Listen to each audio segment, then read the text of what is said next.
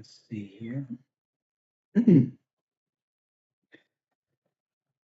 gonna give y'all some time to give everybody time to couldn't even get my words out. I'm going to give everybody some time to to see the notification and start watching the live. But before I get into everything, if there is anybody watching right now,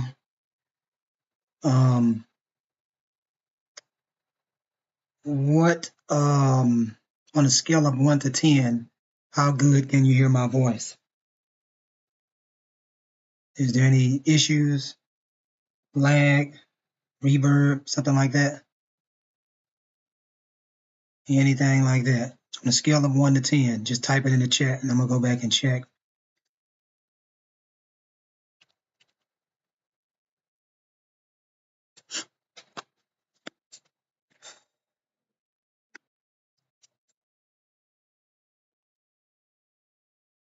Got a few cases I wanted to talk about.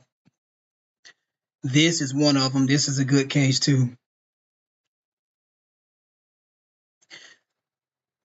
Where's the other one? There's another one. Oh, it's right here. City of Chicago versus Collins. This is another one. This is a great case.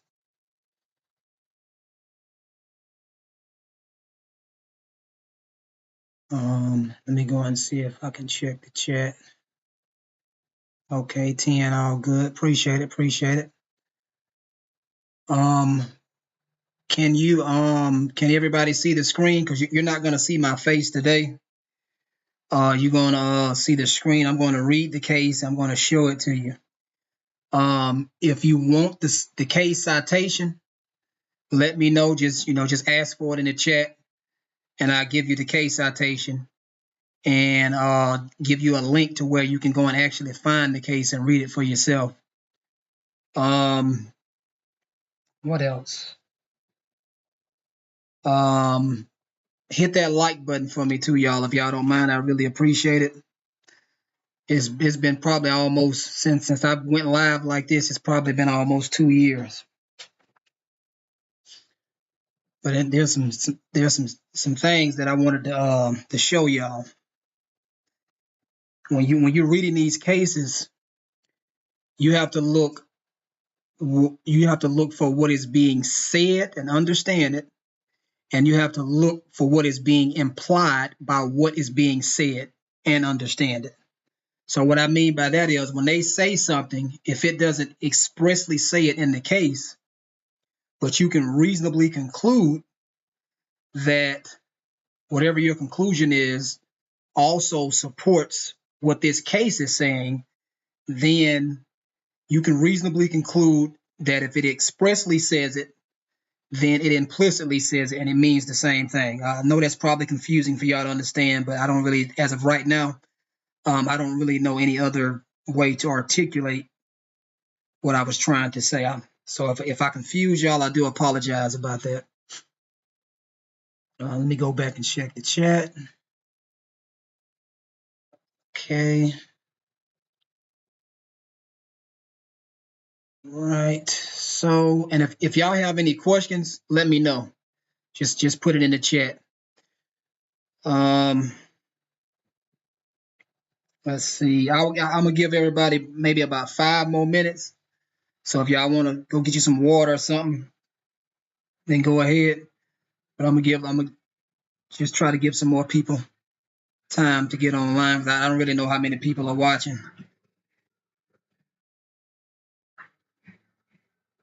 Somebody going down the street beating the damn block down. I don't know what the fuck they doing.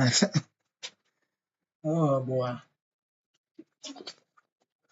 There's another case I wanted to pull up too. Let me find that case.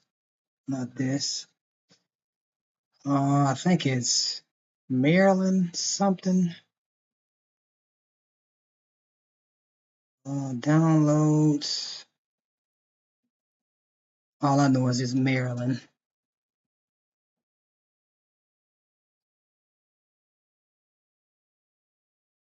Here it is right here.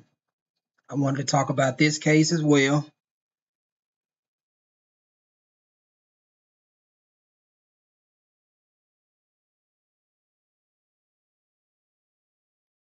So we got Collins, City of Chicago versus Collins. We got looks like Bougie versus Bennett, and Hendrick versus Maryland.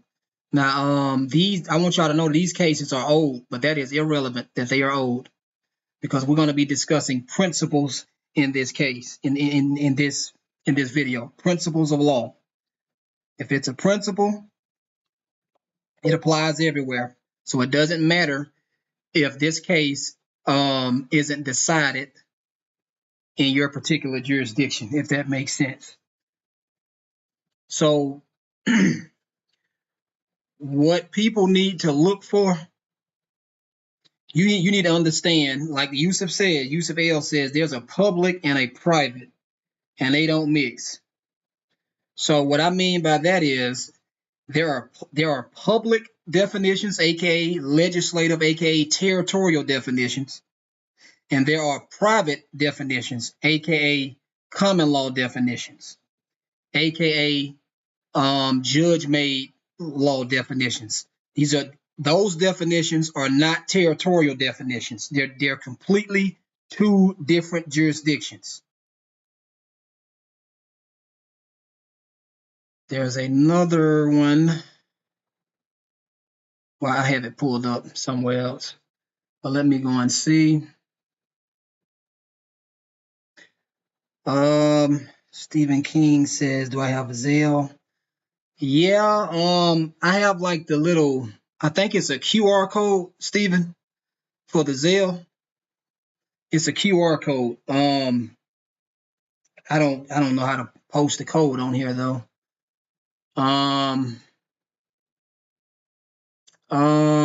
What is it?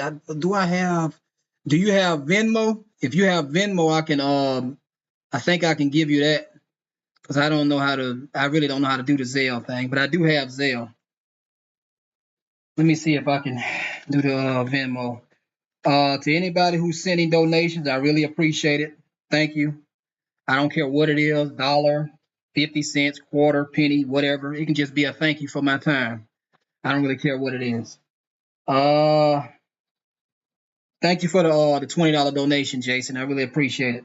By the way, Jason, on a scale of 1 to 10, how much do you think you have improved in your understanding of what's going on? How much, on a scale of 1 to 10, how much do you think you've improved on it? Just by with I can't even get the words out. Just by with the content that I provided on this channel, and you doing your own independent research, because I advise everybody to do that. Don't just take my word for it, because I'm not a guru at this. I don't want to be a guru at this, but I'm of the opinion that for the most part, I do know what the hell I'm talking about. And if I don't know, I'm just going to tell you I don't know. I'm probably just going to shut the hell up. Something like that. That's what I'm going to do. Let me see if I can give you, see if I can do this. What is it? Is it what is that? Damn, I've lost my train of thought, y'all. I think it was Venmo. Yeah, let me see if I can do Venmo. I forgot I have PayPal too. I forgot I had PayPal.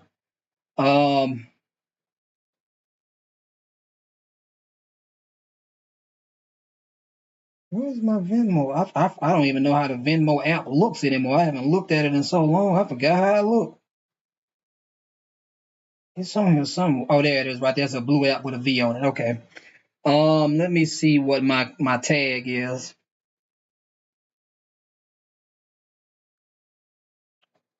I think it's my name. Let me see. Yeah, I think it's this. If you have Venmo, let me see.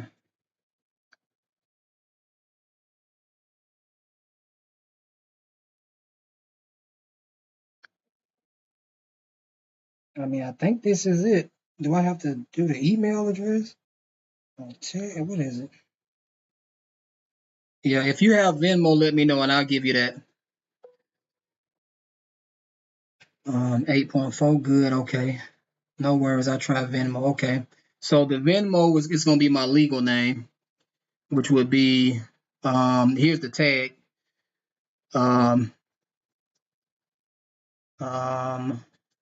This 137. Here's the Venmo right here. That's the Venmo. I might need to edit that. Well, you should be able to see it though. Jason 8.4. That's what's up. Do you think you've learned that like a lot faster than you would have normally learned it without without anybody helping you? If that makes sense. Cause man, it took me a while to understand this stuff, but once I understood it, it was a wrap. It was over. I just took off from there. All right. I think the first case. I think I want to talk about this case first. I'm just gonna go ahead and start, y'all. So I think I want to talk about this case first because if you use this case, like AI will tell you that the Supreme Court. Matter of fact, I'll just go ahead and I'm gonna use Google to explain it to you. So let's go here.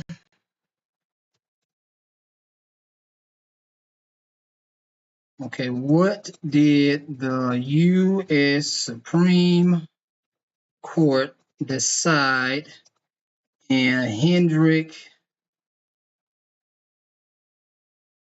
versus Maryland? I think that's the case. Right here. Right here. In Hendrick v. Maryland, 1915, the United States Supreme Court upheld Maryland's motor vehicle laws. The court unanimously decided that states possess the constitutional authority to require vehicle registration and driver's licensing and to charge reasonable fees to cover the cost of managing highway safety and maintenance. Now, I'm okay with the, charging reasonable fees to, to use the highways and stuff like that. I'm okay with that. That's a benefit, and a privilege. You know what I'm saying? Because you are in, what y'all need to understand is you are in a territory. Matter of fact, I don't know any other way to do this other than to pull up this case. I think it's a Nebraska case. I did it on my YouTube channel, but I'm trying to get y'all to understand what has happened. So I got to do this. I don't know why I didn't do this when I first started. Nebraska. Let's show. Let's see if I can find it. Let me make this bigger. It's not here. You're in a territory and you're dealing with a territorial government. That is what is going on. This is how I know you're dealing with a territorial government, because the sovereign people within this country, within these different states, they created their own state government. And what the state turned around and did when people start applying for these franchises that they call city of, town of, and county of, or whatever, that gave them a charter to create a local government. That local government that they created is a territorial government, and it is also an administrative agency. That government, it's an administrative agency. These are two different jurisdictions. I think it's this one right here. Yep, that's it right there. That is it right there. I never read this entire case. I really need to. But once I skimmed through and saw what I wanted to see, that was enough for me. So we're going to go to, it says Republican form right here. All right. This is the first one right here. The federal Constitution guarantees to every state in the Union a Republican form of government. A state within a different form of government could not be admitted. The right of local self-government, that is what is going on, y'all. That local self-government is a territory. You got a right to do that. You have like 50 people, if they want to, they can move out into wherever the hell they want to and start their own local self-government. It'll be a de facto government, but it doesn't matter, because as long as the people acquiesce to it and they respect that local government that they created, then that is valid. The right of local self-government is an essential element of a Republican government. Therefore, it is not within the power of the legislature to prevent the people of the city of Omaha from selecting their own officers. Notice that it says their own officers. They form their own different type of government, different from a Republican form of government. If in a Republican form of government, you have the right to generally speaking, to form any type of government that you want. Does that make sense to y'all? If this makes sense to you, let me know. Put it in the chat and let me know. That's what they're doing, y'all. But that's not the only thing that I want to talk about from this case. The statute interfering with the right of local self-government in the city of Omaha is a violation of the following provision of the federal Constitution. No state shall make or enforce any law which shall abridge the privileges or immunities of the citizens of the United States, nor shall any state deprive any person of life, liberty, or property without due process of law. You got a right to do all of that stuff. That is depriving you of your liberty interests and your property interests, because that right to do that is property, without due process of law, nor deny to any person within its jurisdiction the equal protection of the laws. Now it's gonna talk about, it's not gonna actually say it, but it's gonna talk about this democracy that I'm talking about. And you're gonna have to make a reasonable conclusion based off what it says, like I did. Local self-government is an inalienable right, whether wholly written, partially reserved, or wholly reserved. They're saying it doesn't even matter if it was written in the Constitution or not. If it can be implicitly implied, then it means the same thing as if it was expressly written. Police commissioners are local or civil officers, and I want y'all to pay attention to this now. Police officers are foreign to common law. That should tell you right there that you are in another jurisdiction. They're operating under another jurisdiction, because police officers did not exist at common law. You only had the sheriff, and he was a peace officer, if that makes sense. The state cannot levy a tax for local police protection, but the city may do so. That's right. I agree with that. So let me go down and see if it's here. It is right here. I think this is it right here. This is it. At the time of the Declaration of Independence, the town and the county were the only municipalities known to our political history, and they possessed complete powers of government in all local matters, legislative as well as executive. Any diminution from the original complete governmental powers of the towns or the counties arose solely from the voluntary surrender of their rights for the purpose of combining under a common government. That is a democracy, y'all. They voluntarily did that, which should be so constituted as to act as an agent or agency, administrative agency, for all in all matters of common interest. Powers not surrendered in the written constitutions remain with the people. Now, if y'all want to know more about this, y'all need to read this, because I'm telling you, this is where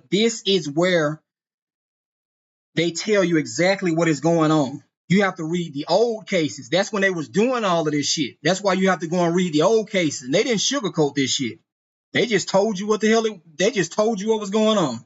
Now I'm going to check the chat, and see if what I'm saying is making sense to y'all. And if it's not, let me know what is not making sense to you, and I'll try to explain it to you.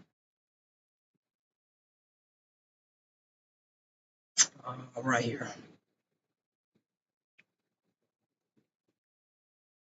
I appreciate that, Jason. I really do. Thank you, man. All right. So let's get back to the case. Y'all let me know if what I'm saying is making sense to y'all. So let me get back to this case. I'm going to come back and check the chat later. I think I'm going to read a little bit more of this. And I'm going to get back to the other stuff. Because what I'm trying to get y'all to understand is a long time ago, all of the landowners in this country, whoever owned the land, they applied for a charter to form a franchise called the city of, town of, county of, whatever. All right. They got that charter from the legislature. When they did that, the legislature required them to designate the lines within that the line of that territory that they just created. And the legislature and that local so-called government, which is an administrative agency, that local government is an administrative agency. The so-called law that they are administering is their charter that they got from the legislature to do what they're doing. But anyway, that local self-government is another government. It is a territory of the legislature. It is a dependency of the legislature. Let's see. The right of local self-government is the possession of the individual citizen. It does not belong to the states. Are y'all paying attention to this? The right of local self-government, because this is a republic. You can do that in a republic. The right of local self-government is the possession of the individual citizen. That means any type of government that these people, generally speaking, voluntarily agree to. It doesn't matter if it doesn't matter if they apply for a charter for their government from the legislature or not. That shit is irrelevant. It's irrelevant. If they form their own government and they consent to that government through recognizing all of their officers that they are appointed to do what they're doing, and they give them the authority to do what they're doing, if they consent to that, they acquiesce to it for a certain amount of time or whatever, that is a legitimate government. It's a de facto government, but it's still legitimate. Anyway, it does not belong to the states, nor to the towns, counties, nor cities, but to the men who inhabit them, in which respect it differs from similar right exercised by European municipalities prior to the revolution. It is an inherent right. It is conferred by no sovereign power, and no sovereign power can take it away. It is a common and an equal right. It belongs to every American citizen, and a state constitution which should preserve it to some and a state constitution which should preserve it to some of its citizens and take it away from others would not in that respect conform to the requirements of a republican form of government. This is why I was saying in my videos a while back that, like, the people who are here in these territories dealing with this territorial government, they satisfied, they happy. They probably don't even know this shit, and there's nothing you can do about that because they have a right to do that. The best thing you can do is just leave. That's it. That's all you can do is leave. If y'all want this case citation, here it is right here. It's going to pop up right there. See where it says right there? 55 Nebraska. Was it 55 Nebraska? 480. It was decided in 1898. It's a Nebraska Supreme Court decision. And I want y'all to notice that they're not just citing when they reach conclusions, when this court is citing authorities for its opinions, and what it's saying, it's not just citing Nebraska decisions. It's citing cases from all over the country that recognize this principle because it's a damn principle. All right.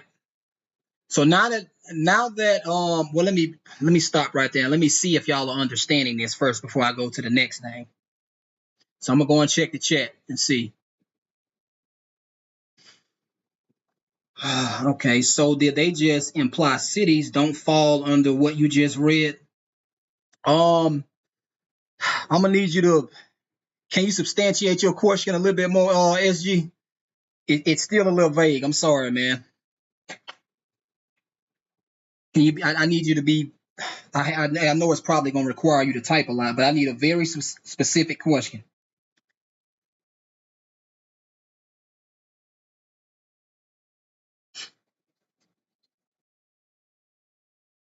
Let's see.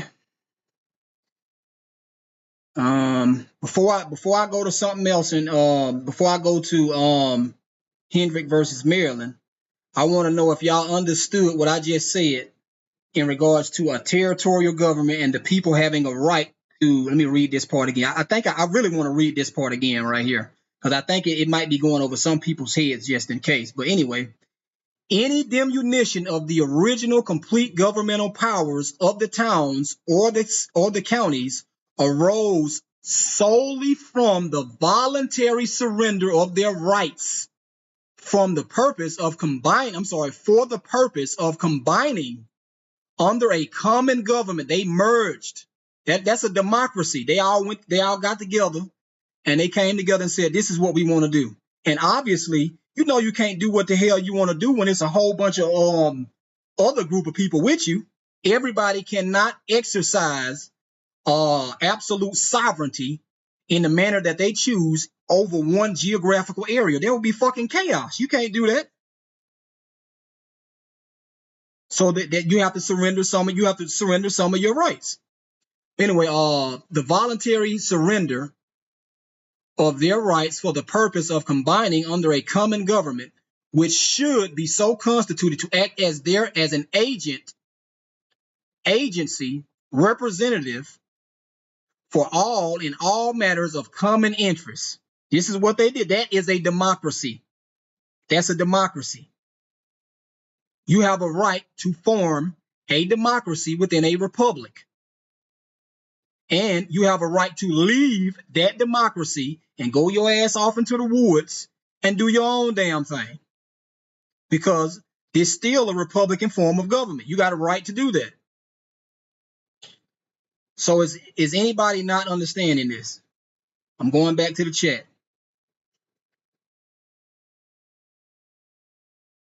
Sorry, towns and villages fall under Republican government, right? Is it implied that cities are democratic from inception by how they are formed? Yes, SG, yes. So if it's been incorporated, it honestly really doesn't even have to be incorporated, because anytime a group of people come together and form their own local self-government, whether it be a so-called legitimate government or a de facto government, that is a democracy. And you can't 100 people. Let's say there are 20 families, right, SG, and they don't apply for a corporate charter, but these 20 families, they all come together and they purchase let's say 100 acres or whatever.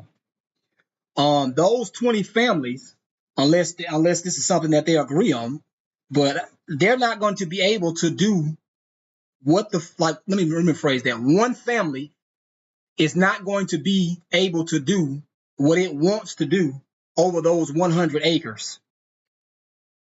It's going to be fucking chaos. It's not going to work. It's not going to happen. It's going to be chaos. So, let me read this question again. Sorry. Towns and villages. Yeah. They are, it ain't, I think the difference between a town and a village is just maybe probably the population and maybe the area. I'm not really sure, but I'm just making reasonable conclusions off this, because if you read the statutes in some of the of your states, it says before you can apply, to be a franchise government or a territorial government or municipal government or whatever you want to call it, the population has to have a certain amount of people, if that makes sense. And generally speaking, towns and villages, they're going to be smaller. So towns and villages fall under the Republican government. Yep, they do. But if there's a lot of people here, like you're gonna have to surrender some of your rights, because you can't do what you want to do whenever you want to do it, because there's other people that they might not like it. They might not like it. So the best thing to do if you want to live in a I guess a Republican form of government, you got to live on your own. Because in a Republican form of government, you govern yourself. It's just you. You governing yourself. In a democracy, it's the opposite of that, if I'm not mistaken. If I'm wrong, y'all let me know.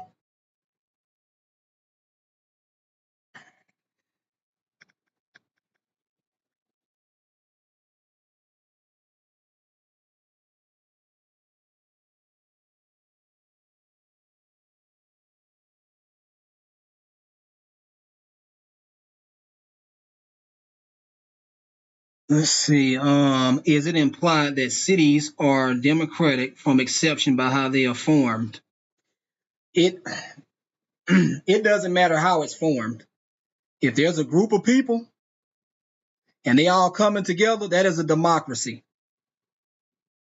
Does that make sense, SG? Does it make sense? Quick story about doing what you want to do on your land. Okay.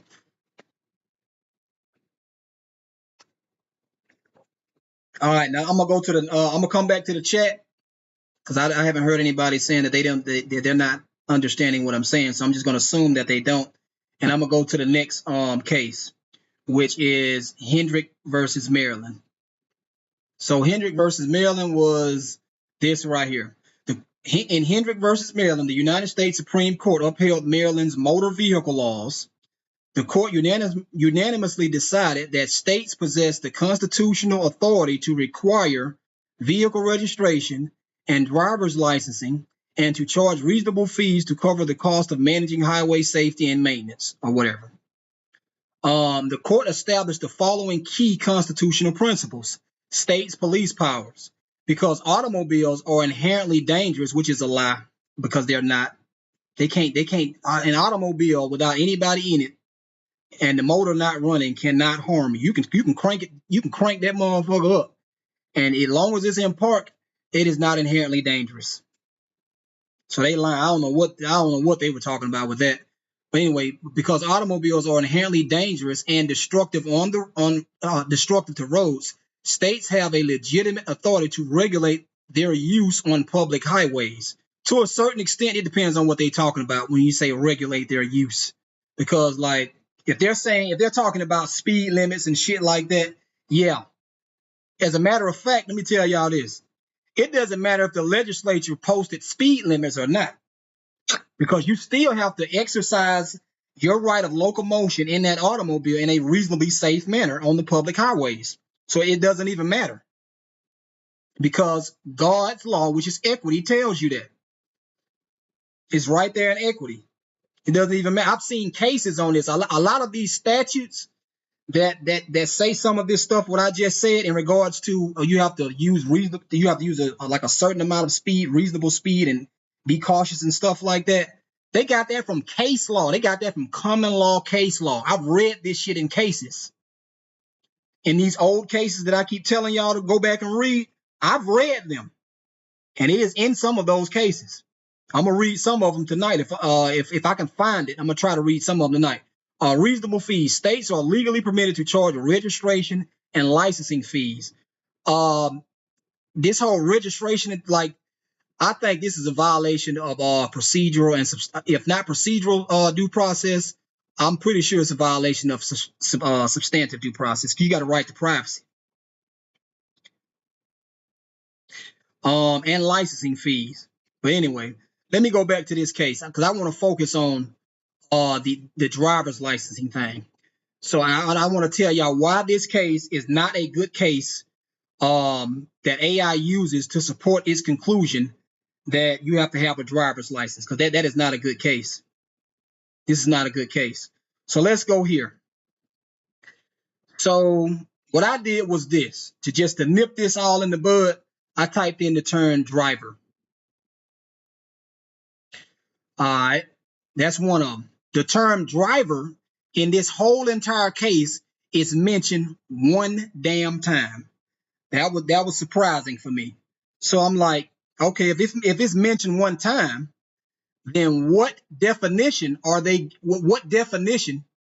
using to apply to this term driver? Is it a territorial definition, which is a legislative definition, or is it the common law definition? Because we all know that there is a common law definition for driver, and if you don't know, there's a common law definition for driver, and then there is a territorial definition for driver. So it says, and this is what it says. And to this end, it may require the registration of such vehicles and the licensing of their drivers.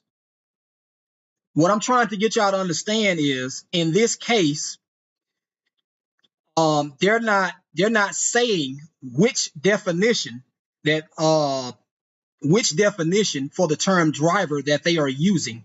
You have to make reasonable conclusions to determine in which sense of the term driver that they're using, if that makes sense. That's what you got to do. And if you read this case, these are all fucking commercial terms. As a matter of fact, I think let me see something, because I've read something in here and it says something about commerce.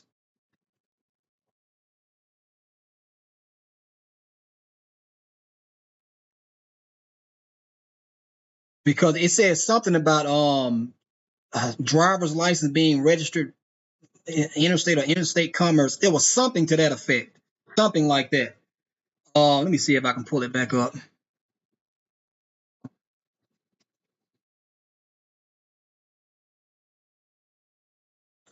Let's see. In the absence of national legislation covering the subject, a state may prescribe uniform regulations necessary for safety and order in operation of motor vehicles on its highways, including those moving in commerce. Including those moving interstate commerce. A reasonable graduated license, I'm guessing that's what that says, a reasonable graduated license fee on motor vehicles when imposed on those engaged in interstate commerce does not constitute a direct and material burden on such commerce and render the act imposing it, blah, blah, blah. Wish I would have found it before I did this. Let me see.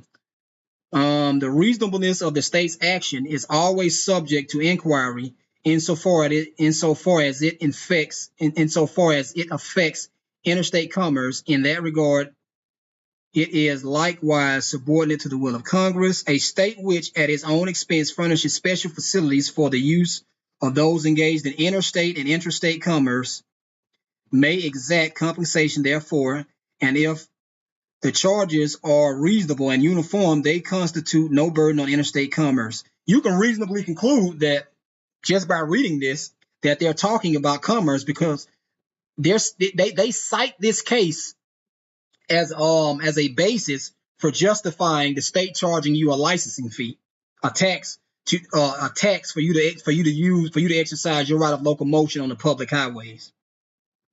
Let me see. Now the state, here's my problem. I'm all for public safety and stuff like that. I'm all for that. All right. But here's my problem when the state does this. The state cannot presume that you are an unsafe driver and then condition your right of locomotion to use the public highways on that presumption that they don't have any evidence of existing. So in other words, it's like they're putting the cart before the horse. So it's like being arrested for a crime before the crime is even being committed, if that makes sense. So it's like being arrested for resisting arrest before you even resist arrest. They're presuming a material fact. Anytime you presume a material fact, and this fact is essential to determining if whether you are guilty or innocent, that is a fucking substantive due process violation. And I think it's a procedural due process violation too, because you haven't even had a meaningful hearing on the shit, if I'm not mistaken. So it's a procedural and a substantive due process violation, because they're using that presumption to deprive you of a liberty interest, which is your right of locomotion. That's a substantive due process violation. This case right here, this is not a good case I'll tear their ass up with this case. But it's not a good case to use to argue against the right of locomotion. It's not. The term driver is only used in here one time, and you don't know in which sense of the term driver that they're using.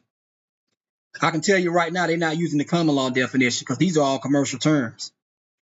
So it's not the common law definition. It's the territorial definition. It's the legislative definition. All legislation is territorial. You're in a territory. You're dealing with a territorial government. What they did is they try to hide the commercial nature of the definition by taking out and use for commercial purposes and shit like that.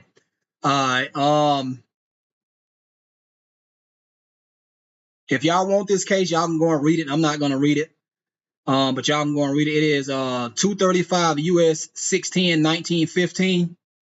I got what I wanted out of this case. Once I went straight to this case to look for which definition that the court used to determine this case. Did they use the legislative definition or common law definition? And once I see that they did not use the common law definition, that was all I needed to see. Because I'm gonna tell you something. The definition being applied is determined by the facts of the case. The facts of the case will always determine if you have committed the crime or not, if that makes sense. It's always about the facts. So if you're alleging facts to show that you are operating and exercising your right of locomotion on the public highways on the exclusive jurisdiction of common law, if you allege facts to that, then they cannot apply the legislative statutory territorial definition to those facts and then convict you of it, because that is a procedure and a substantive due process violation. They cannot do that. It's like, let's say they charge you with let's say you committed manslaughter. All of the facts showing that you committed manslaughter, but they charge you with murder in the first degree and they convict you of it. That is a fucking due process violation. You can't do that shit. Because all of the facts show and the evidence show that you committed manslaughter and not murder in the first degree. Does this make sense to y'all? Let me know if this stuff is making sense to you. I'm trying to give y'all some examples so that this shit can just stick to y'all and it can make sense. I'm gonna check the chat and see.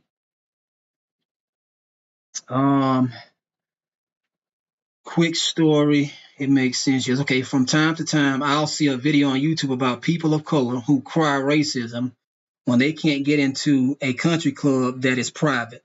I post comments saying you can do what you want on private land. You can start your own private town with enough land and only let who you damn sure can. You damn sure can. What is the legislative definition of driver? It varies by state. So, matter of fact, I'm glad you asked me that, SG. Let me show y'all something, because if you go and check if you go and check your state statutes, and if you check your code of ordinances for your city that you live in, allegedly, you'll find some shit like this. So in Alabama, I checked the code of ordinances for a county, a city that I used to live in a while back called Mobile, Alabama. So here, there's two definitions for the term driver. There's a commercial definition, and then there's another definition. All right, there's another definition. So let me see. Where is it? Where is it? Right here. Here it is right here. This is misleading as hell, and it's very broad. Driver shall mean every person who drives or is in actual physical control of a vehicle. That is very misleading.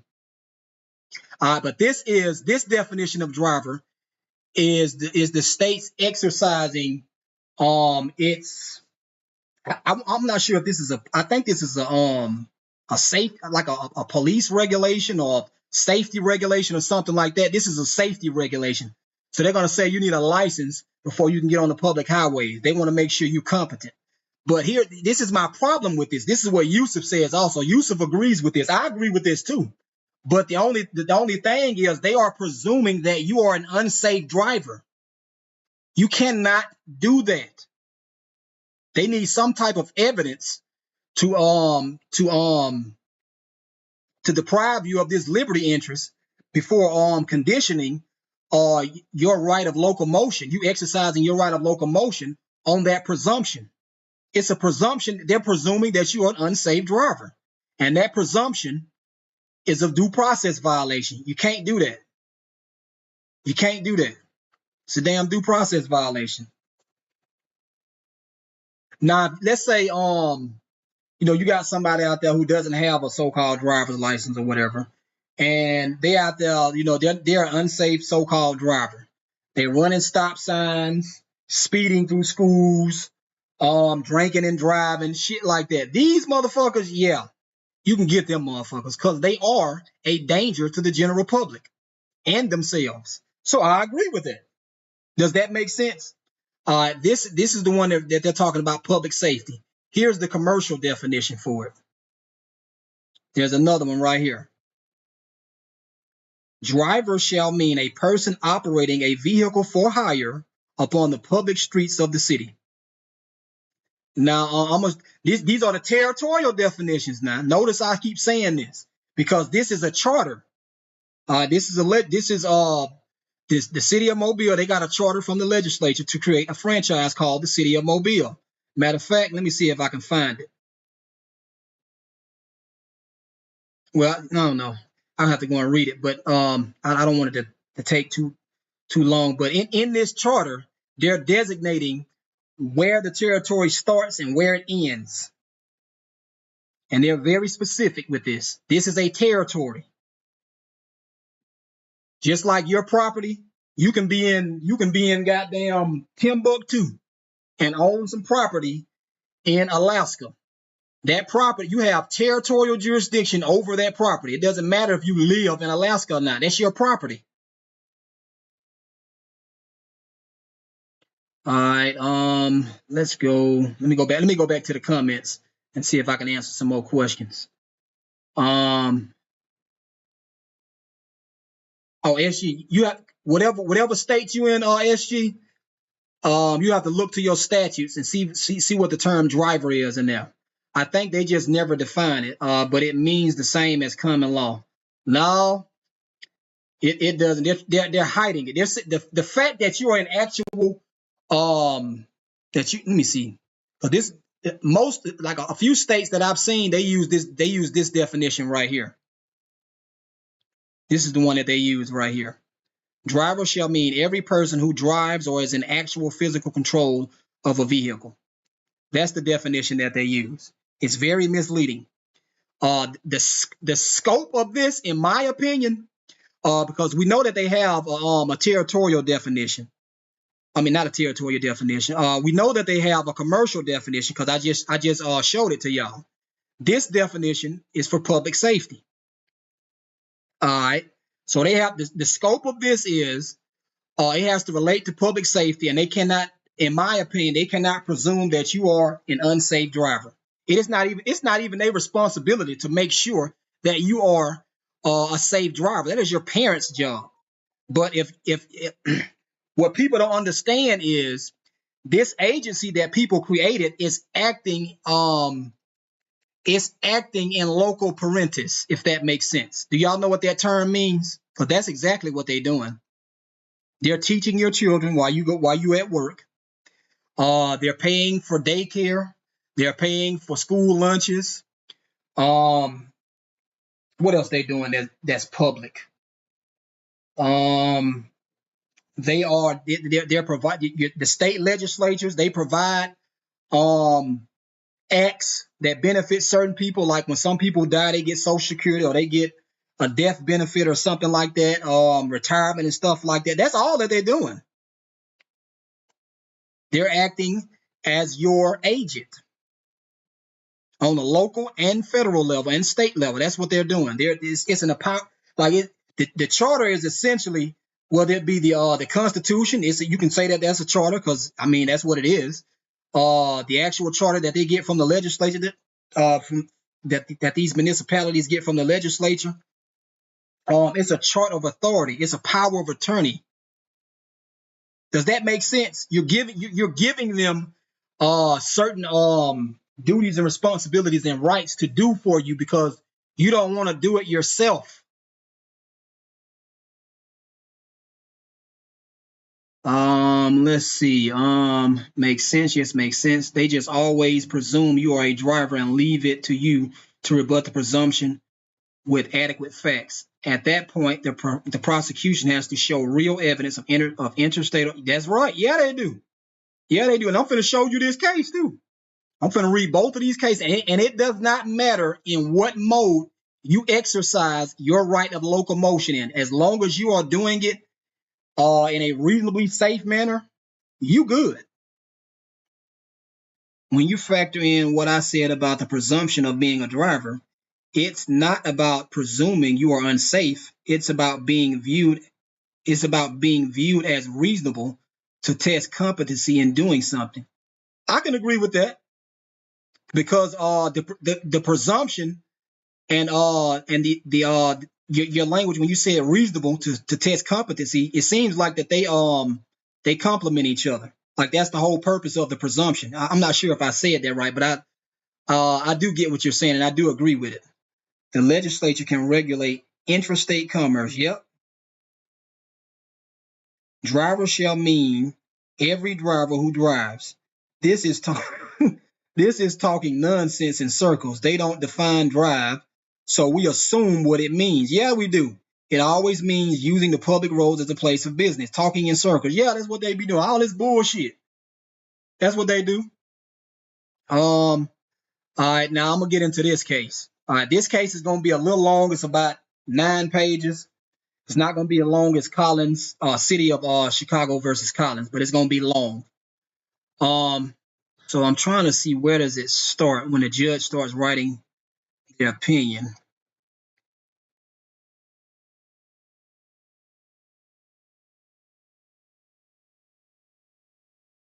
I tell y'all what. I think I do need to read that certain part.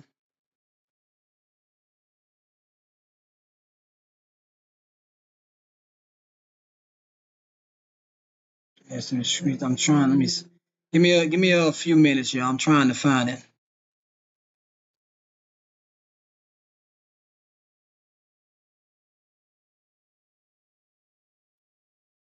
I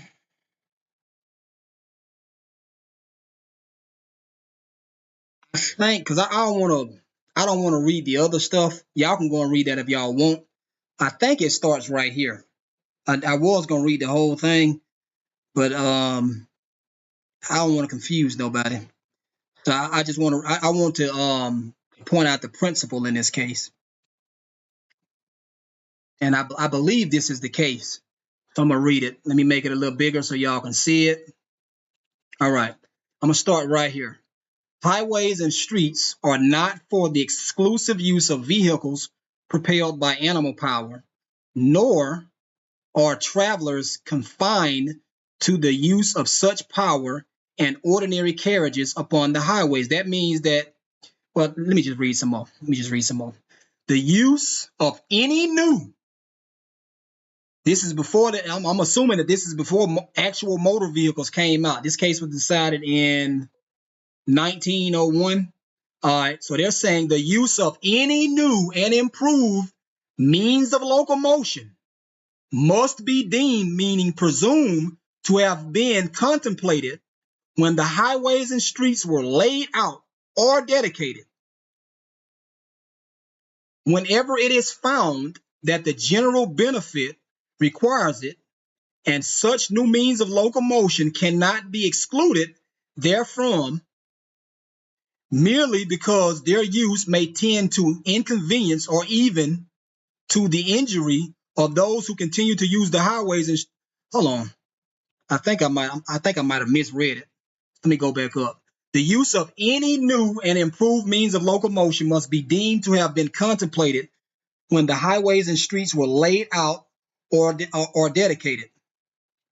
Whenever it is found that the general benefit requires it, Oh, that's another sentence. So it's saying whenever it is found that the general benefit requires it, and such new means of locomotion cannot be excluded therefrom merely because their use may tend to inconvenience or even to the injury of those who continue to use the highways and streets by former methods. So what they're saying is, just because you continue to use the highways to exercise your right of locomotion on a horse and carriage does not mean I can't basically use a motor vehicle or 18-wheeler on the highway just because it's an inconvenience to you or you don't like it or something like that. This was clearly recognized by the Supreme Court of Illinois. And I want y'all to pay attention to this now. This is not an Illinois case. This is an Indiana case. But the reason why they're bringing up Illinois is because this is a principle. This was clearly recognized by the Supreme Court of Illinois in 1859. Way before this case was, that's probably 60 years before this case was decided.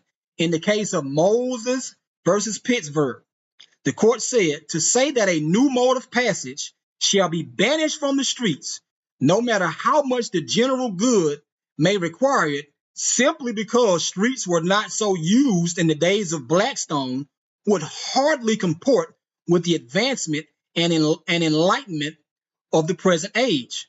Steam has but lately taken the place, to any extent, of animal power for land transportation. And for that reason alone, shall it be expelled from the streets? They're asking a question. For the same reason, camels must be kept out, although they might be profitably introduced.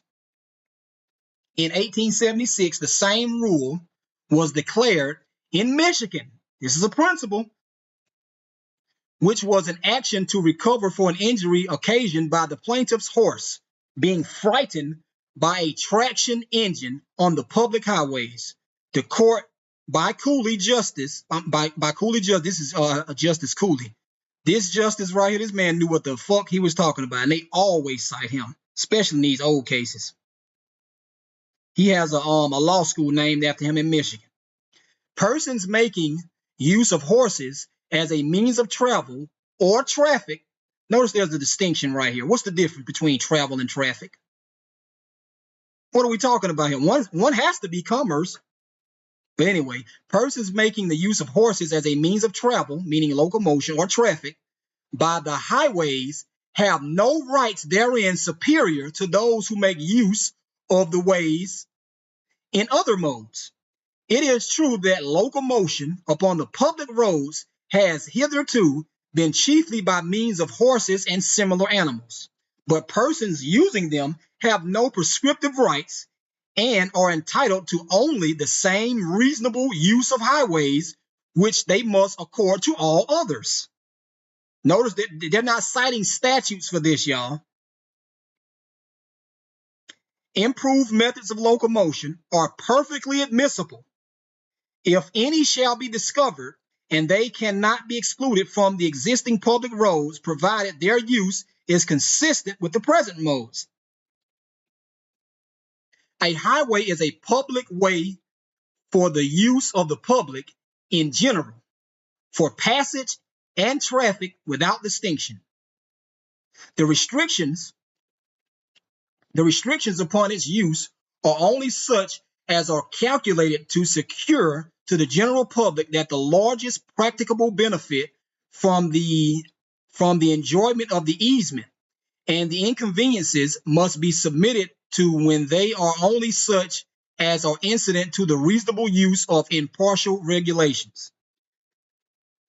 When the highway is not restricted in its dedication to some particular mode of use, it is open to all suitable methods. That means by skateboard, by horse and carriage, by fucking skates, by walking, by motorcycle, bicycle, 18-wheeler, horse, it doesn't matter. And it cannot be assumed that these will be the same from age to age. I told y'all that they always think about this stuff. They have to think about this stuff in the future when they're deciding this stuff. Because They make reasonable conclusions on this stuff. And they use a lot of logic, if that makes sense. Anyway, and it cannot be assumed that these will be the same from age to age, or that new means of making the way useful must be excluded merely because their introduction may tend to inconvenience or even to the injury of those who continue to use the road after the same manner as formerly. A highway established for the general benefit of passage and traffic must admit of new methods of use whenever it is found that the general benefit requires them. And if the law should preclude the adaptation of the use to the new methods, it would defeat in greater or lesser degree the purpose for which highways are established. The only way they are established for travel. That's it. That's it. Horses may be and often are frightened by locomotives in both town and country, but it would be as reasonable to treat the horse as a public nuisance from his tendency to shy and be frightened by unaccustomed objects as to regard the locomotives as a public nuisance from its tendency to fright the horses. The use of the one may impose upon the manager of the other the obligation of additional care and vigilance beyond what otherwise would be essential. What would otherwise be essential, I'm sorry.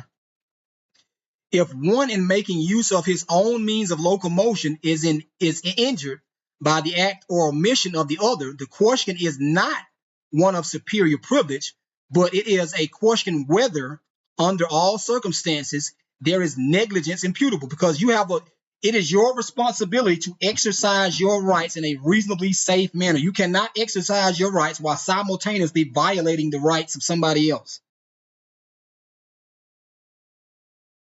because everybody is sovereign and we equal.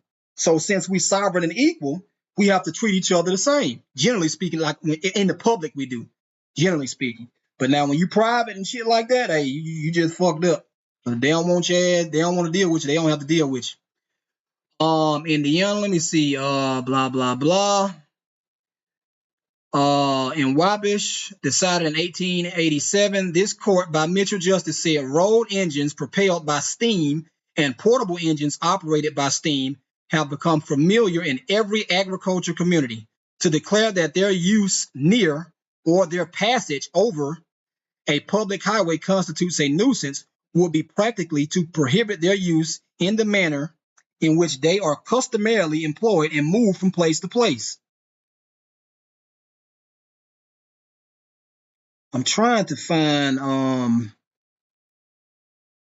think it says without. Let me try to see if it's in here.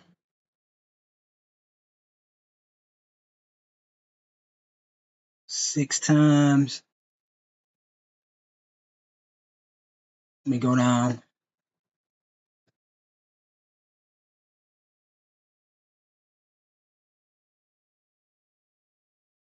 Here it is, right here. I'm going to read a little bit more. Try to find it. I'm going to try to put it in its proper context. I'll start right here where it says incorporated cities and towns. Incorporated cities and towns in this state have the power to regulate public travel upon the streets so as to make them reasonably safe for those who go upon them on foot or in vehicles, and to enact ordinances for the protection of life, health, and property. This is apparent. This is what parents do. And may have the power to prohibit the use of certain streets. Son, don't you go down that street. I want you back in the house at a certain time. I don't want you drinking and driving. All right. I don't want you damaging this property. And I don't want you to kill nobody. So I want you to exercise your right of locomotion in my car in a reasonably safe manner. That's all that they're doing, y'all. Does this make sense? Because that is all that they're doing. And may have the power to prohibit the use of certain streets for certain purposes and by certain classes of vehicles.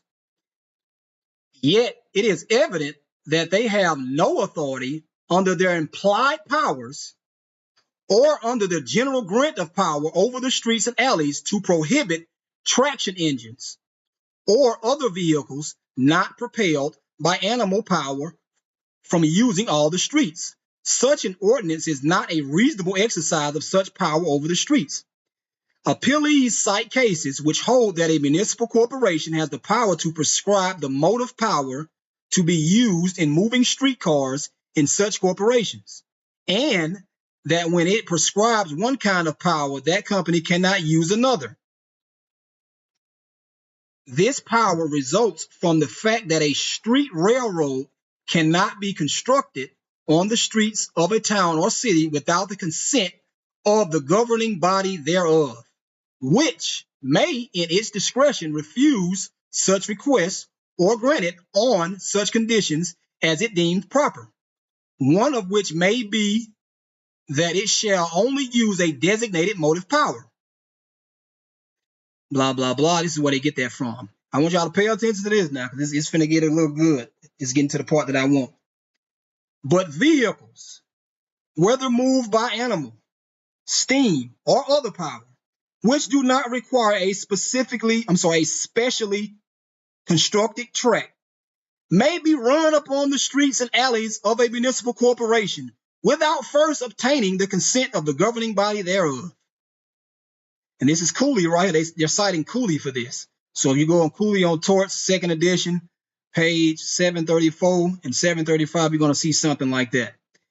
It is manifest, therefore, that the case is holding that municipal corporations may prescribe the motive power to be used in moving streetcars are not applicable here.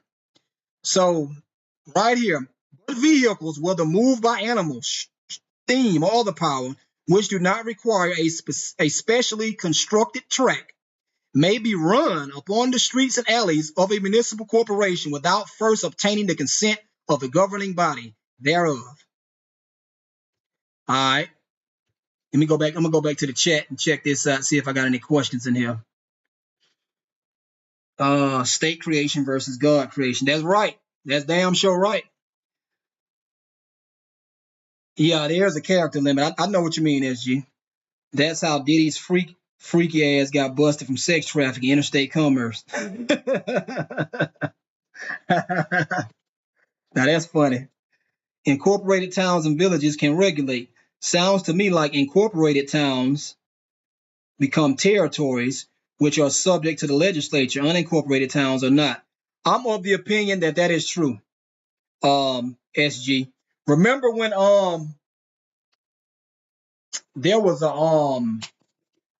it was a case. It was a Central Nail. I think it's Central Nail. It was an Alabama Supreme Court case or something like that. I did it on my YouTube channel, and I was showing you where the people in Central Nail, they voluntarily assented to becoming the city of Central Nail. They formed a territory, and this territory was called the city of Central Nail. And there were certain conditions that had to be met that the legislature required of them to become a territory, if that makes sense. All legislation is territorial. All legislation is territorial. The legislature cannot come in and enforce their public laws over private property, especially if this property is unincorporated. It's private property.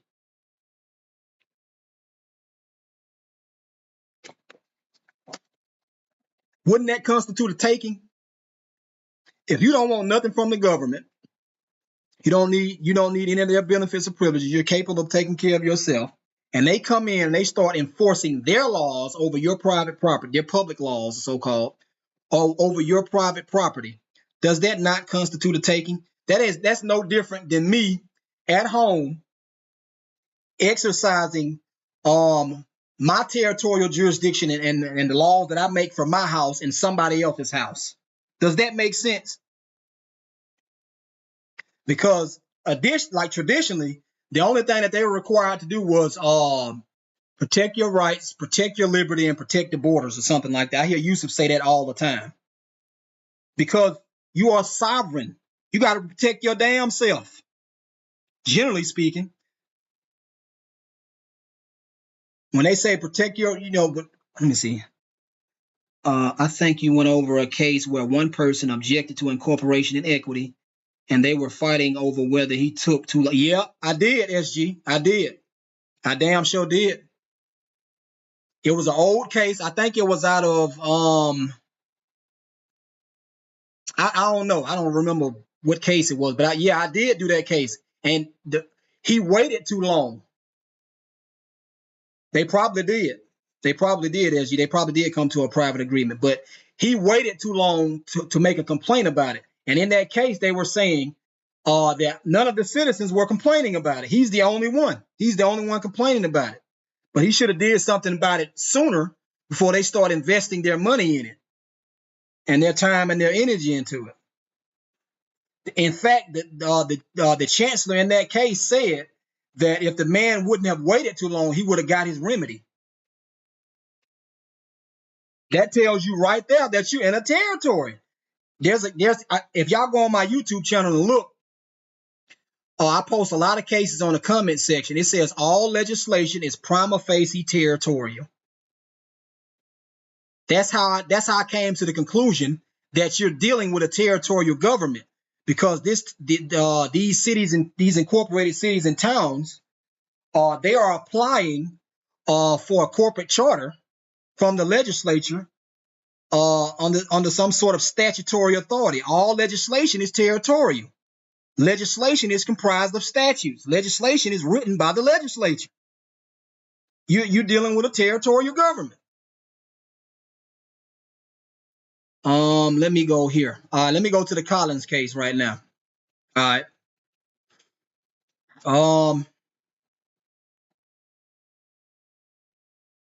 Okay, so I'm going to read important parts of the case, what I think that are important.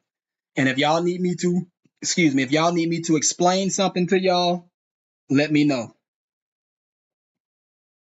All right, this case is called City of Chicago versus Collins. It was decided in 1898. And the citation of authority is 175 Illinois 445. So let's go here. The appellees, 373 in number, residents and taxpayers of the city of Chicago, suing in behalf of themselves and all others similarly situated, filed a bill to enjoin the city from enforcing an ordinance providing that all vehicles used upon the streets of the city of Chicago, including those for private use, for pleasure, etc., should pay an annual license fee, and that any person using any vehicle without first having obtained a license therefor, or failing to have said vehicle properly tagged so that it would appear that the license had been paid, should, on conviction, be fined a sum of not less than 10, no more than 10, for each offense. The ordinance requires wagons, carriages, coaches, buggies, bicycles, and all other wheeled vehicles. They're calling a bicycle a vehicle, a wagon a vehicle, a carriage a vehicle, a coach, coaches a vehicle, buggies vehicles, propelled by horsepower or by the rider, shall be so licensed. The ordinance also provides that all money received under the collected form, that all money received under or collected from the operation and enforcement of the ordinance should constitute a separate and distinct fund to be known as the wheel tax fund, blah, blah, blah. I'm trying to read everything in blue. It will be seen from an examination of such ordinance that it imposes a license fee or tax on all vehicles used on the public streets of the streets of Chicago, even those in private use and not for hire. All of the appellees are owners of bicycles, and many of them other wheeled vehicles propelled by horses. 300,000 bicycles and carriages in private use only are affected by the ordinance. The appellees use their bicycles not for the purpose of traffic or for carrying merchandise or passengers for hire upon the streets, of Chicago, but solely for their private use and as a means of locomotion from place to place, not letting or hiring either said bicycles or wheeled vehicles to any person or persons whomsoever, and 300,000 other vehicles in the city of Chicago, all of which are subjected to the license tax imposed by the ordinance, are similarly used. All the personal property of the appealees owned by them on May 1st, 1897, subject to taxation, has been listed and assessed for taxation. And inasmuch as the law is uniform, it is reasonable to conclude that all other personal property, including the 300,000 other vehicles affected by the ordinance, has been similarly listed and assessed. The bicycles owned by the appealees range in value from $5 to $1,500. $1,500 for a bicycle in 1899, that's a lot of goddamn money, so-called money. And the value of the other wheeled vehicles from $25 to $5,000. $5,000 must have been a lot back then, boy. And yeah, it was, because $1,500 is a lot. But anyway, and it is not denied by the answer that every day the appealees use one or more of their vehicles, and that inasmuch as they are confined during the working hours of the day very closely to their places of business, it is needful for their health and mental and bodily vigor that they take exercise in the streets, boulevards, and parks of the city, that many thousands of people in the city of Chicago are similarly situated, and that unless they submit to an exaction of the illegal ordinance, they will be debarred of the privilege of so using the streets, and will be greatly injured in their physical health and enjoyment. This is the site. Don't the police do this shit, y'all? When they stop you and arrest you and give you tickets and tell you, well, you don't have a driver's license, so I can't let you drive here and shit like that. Don't they do that? Because I know they do it in Alabama. It is contended that the ordinance is void because the city has no power to require a license for private vehicles used on the streets of the city, nor to impose a tax by way of license, that a tax so imposed on vehicles on account of their different values would not be uniform, that great injury would result because of the injury to the health and because of the interference with the right of complainants to use the streets, and consequent injury to business by the prevention of free locomotion from place to place, and by citizens being harassed by arrest. The bill prayed for an injunction perpetually enjoining the enforcement of the ordinance. You go and check the chat and see what's going on.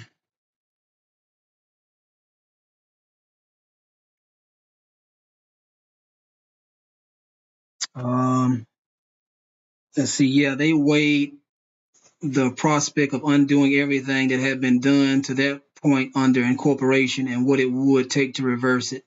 Yeah, they did. They found out that it would do more harm than good. So he just had to deal with it. Because remember, all of these people, there were more people in that territory that they annexed this property. They seized this property without his permission. But there were more people in that territory that didn't have complaints than there was with complaints. So they just said, well, shit, you shit out of luck. It's a wrap. We can't do nothing. Let's see. All right, we're going to go here. Trying to find this other blue part right here.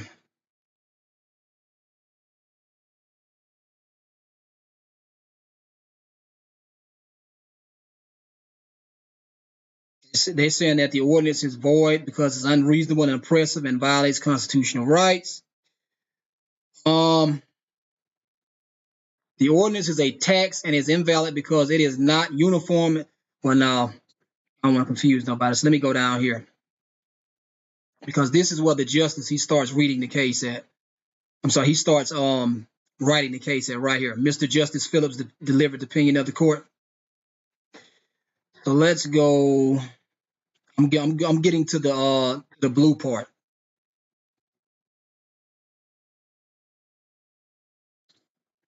Trying to find it. I know I highlighted it somewhere right here. Here we are right here.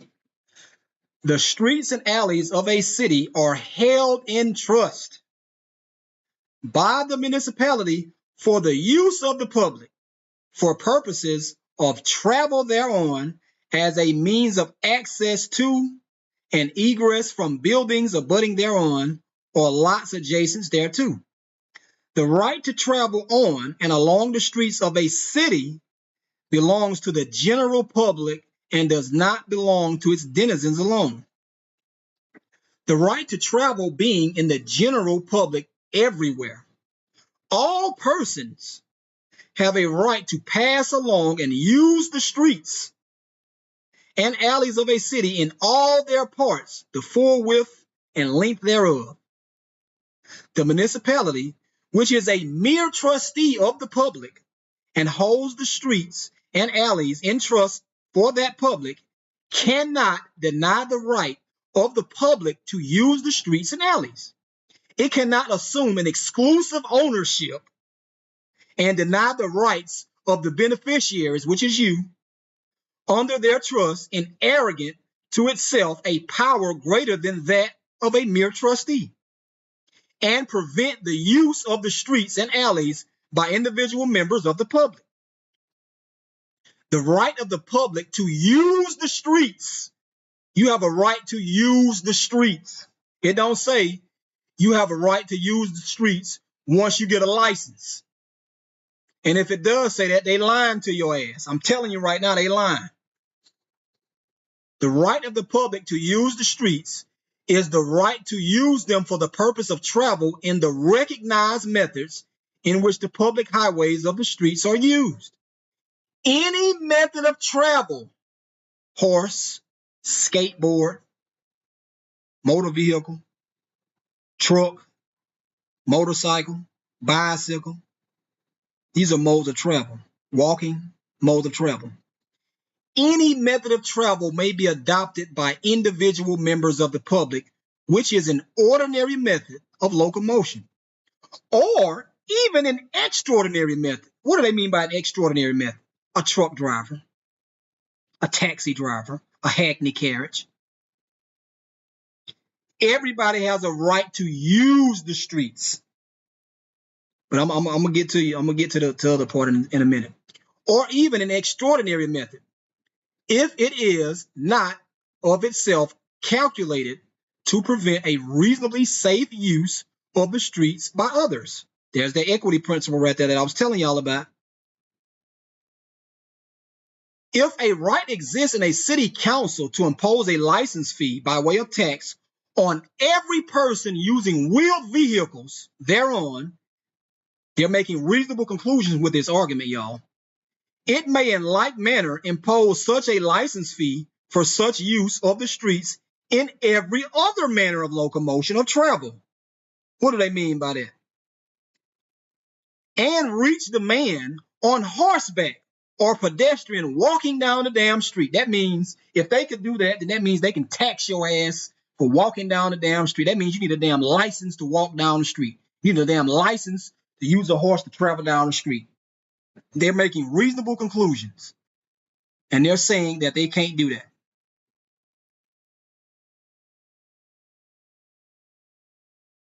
The right conferred on the city council by the legislature to regulate the use of the streets and alleys of the city did not contemplate a power in a trustee of a beneficiary to deprive that beneficiary of a right. Damn right it didn't do that. No, it didn't do that. Because if they did that, that's a violation of procedural and substantive due process. The power to provide by ordinance for planting, well, that's a little irrelevant right now. Let's go down here. Let me go and check the chat and see what's going on. That's why it's important to check public notices and attend public meetings. Yep, I agree. So let me go back to the video. Thank you for the donations, everybody. I really appreciate it.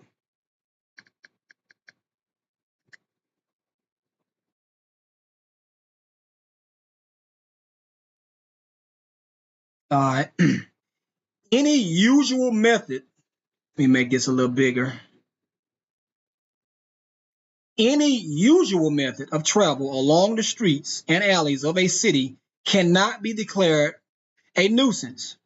The city council may regulate the use of the streets and alleys to the extent that it may require sidewalks exclusively reserved for use by pedestrians and exclude certain character of loads and regulate the width of tires on vehicles used on certain character of pavements and provide that the rate of speed shall be much less on certain streets than on others. I want y'all to know they're talking about speed limits. This is what I was telling y'all. He's talking about speed limits.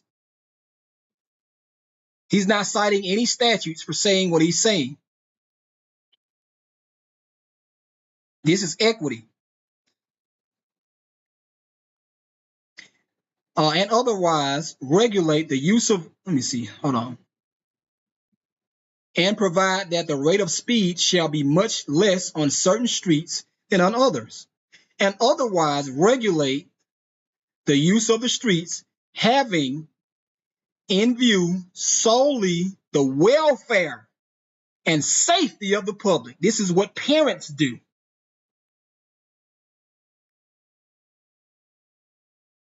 This is what good parents do to their kids. All right. This is where this is where they're going to tell you that a driver, they're going to, in my opinion, they expressly tell you that, but in y'all opinion, they might implicitly tell you that. The city may also regulate certain occupations, such as a hackman. Remember that we was talking about, SG? A drayman, expressman, U.S. Express. I mean, not U.S. Express. FedEx, UPS.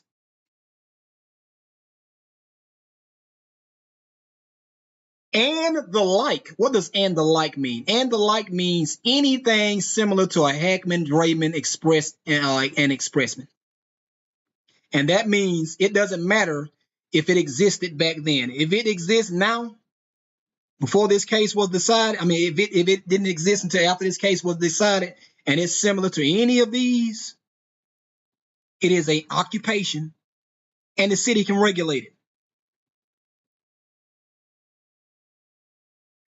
The city may also regulate certain occupations, such as a hackman, which is a taxi driver. That's another word for a taxi driver, if I'm not mistaken. A drayman. A drayman is another word for, matter of fact, I'm going to just show it to you. Let me see.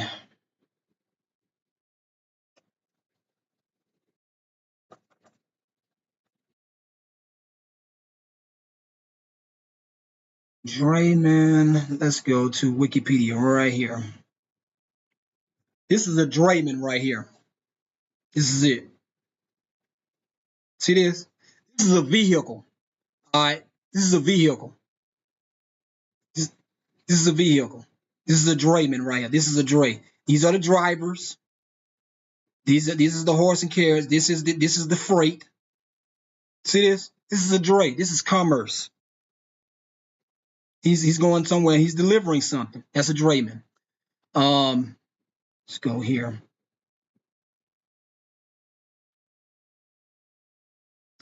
A drayage. Let me see. The word drayman is used in U.S. ports as the term for over-the-road highway truck drivers who deliver containers to and from the port.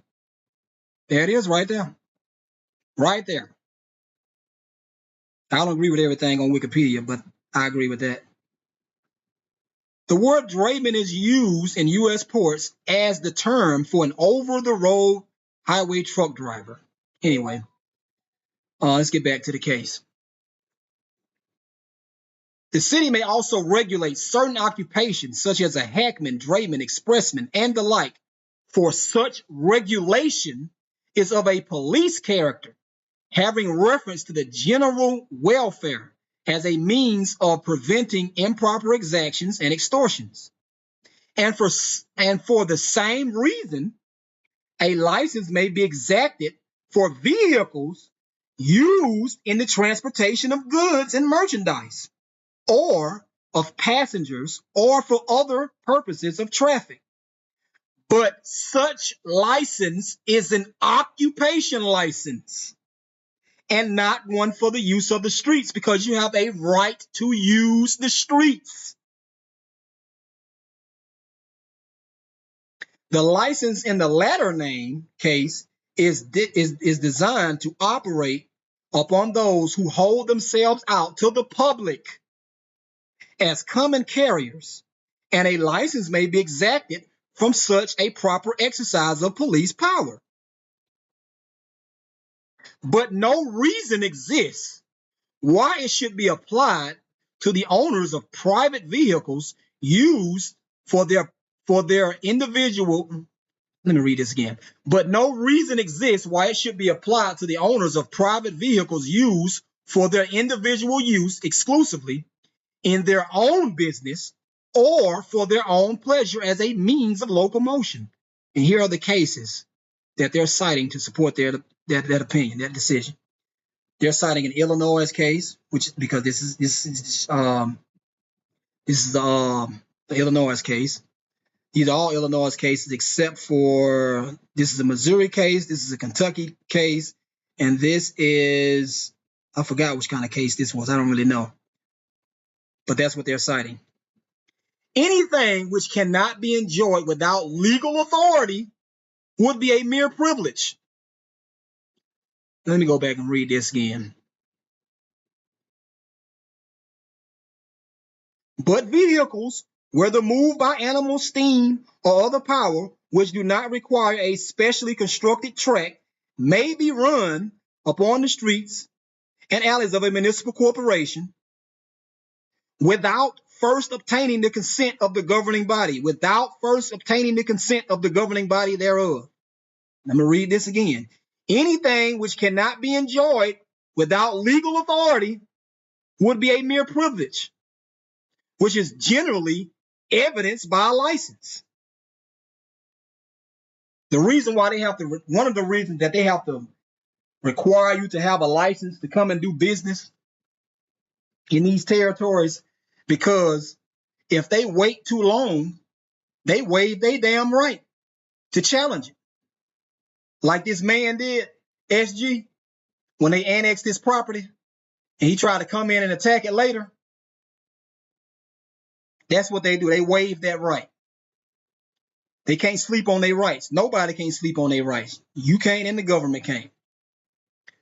The use of the public streets of a city is not a privilege but a right. This right here is telling you that you have a right to travel without a license. A right, you have a right to exercise your right of locomotion without a license. That is what this is saying. It is expressly saying it. To me, it is. It might be implicitly saying it to you. The use of the public streets of a city is not a privilege, but a right. Anyway, y'all can read the rest if y'all want. If you need me to give you the case citation again, let me know. But I think that pretty much covers the most part of it. Let me go and see if I can get some questions, see if I got any questions. Intermodal. Yeah, intermodal. You can say something like that. Oh boy, I'm getting hungry now.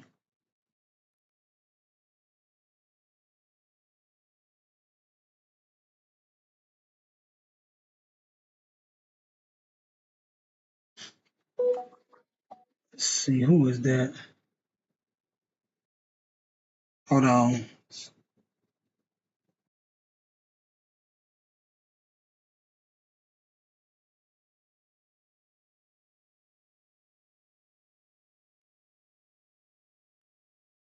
Anyway, let me see. They'll never say you have a right to drive or operate. Be careful with your words. Yeah, you got to be careful. Got to be careful. All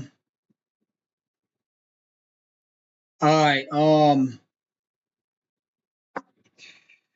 Do anybody need me to explain anything else?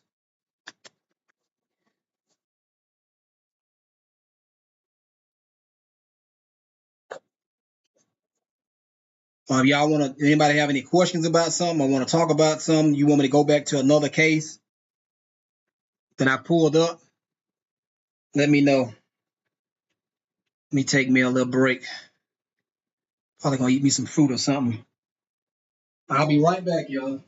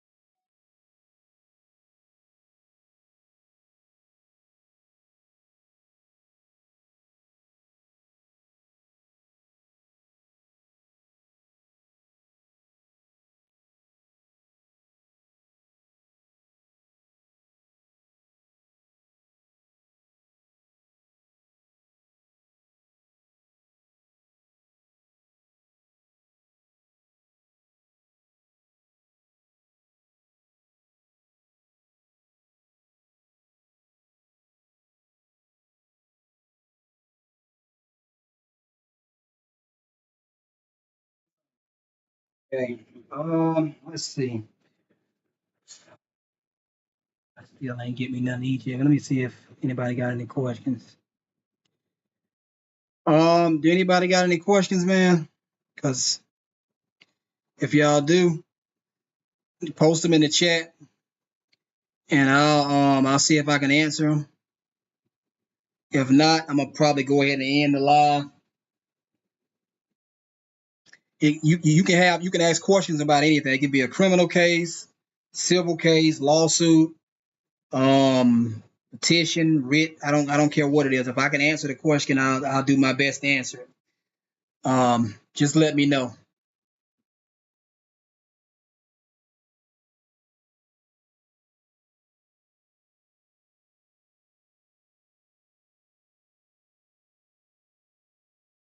Um, do you still do case reviews? Yeah, I do case reviews.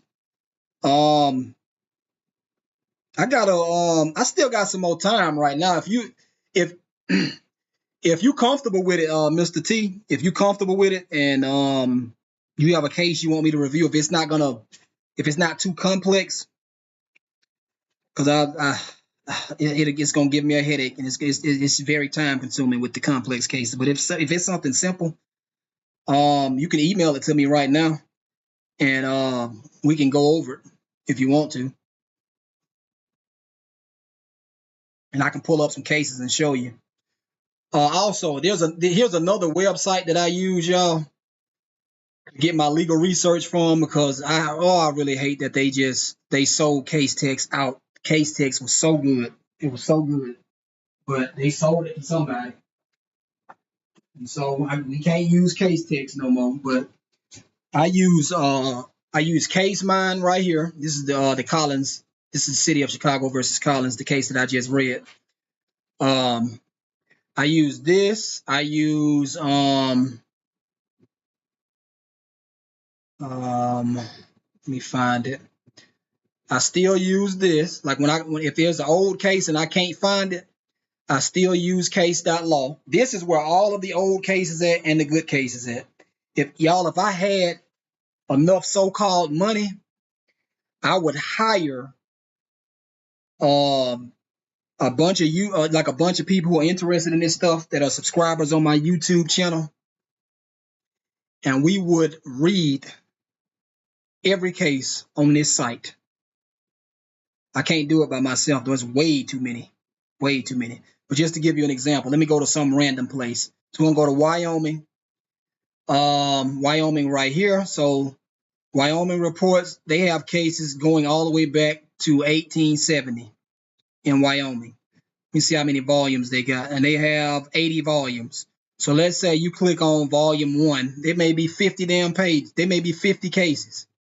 This is way more than 50 cases. You just click on a random case. Look at this territory of Wyoming. Let's see what this case is about. View PDF. And you click on it, it's going to pull the case up for you. Whoever did this, they took their time out and they scanned all of these. They got these cases from the law books in the law library, or they ordered them somewhere and they scanned them. And they converted them into PDF format for us to download and read ourselves. Let me see. A conviction will not be disturbed unless there be a decided preponderance of evidence in favor of the prisoner. A defendant in a criminal action cannot claim a new trial on the ground that the jury found him guilty of a lesser grade of the offense charged in the indictment than the evidence warranted.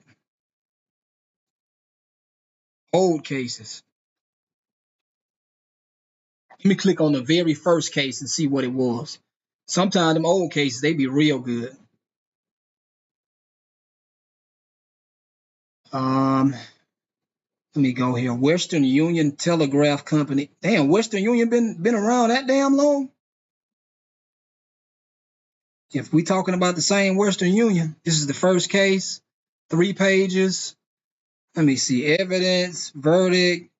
If there is evidence before a jury tending to prove the material allegations of the complaint and sufficient facts to establish the cause of action, the verdict should be sustained. Yeah, I agree with that, unless it appears to the appellate courts that the jury has either misunderstood the evidence or that the jurors have been influenced by bias or prejudice. I agree with that too. Where there is no evidence, however, to sustain the verdict, or where it has been found directly contrary to the evidence, it should be set aside and a new trial. Yeah, I agree with all that. Let me go back and check the chat. Let me see. The story sounded familiar. It's my family court case in Wisconsin. It is a bit complicated. What's the best email for you? My email, let me give it to you. Is it smartloctv@gmail? I spelled Gmail wrong. smartloctv@gmail.com. That's my email address. You can email it there.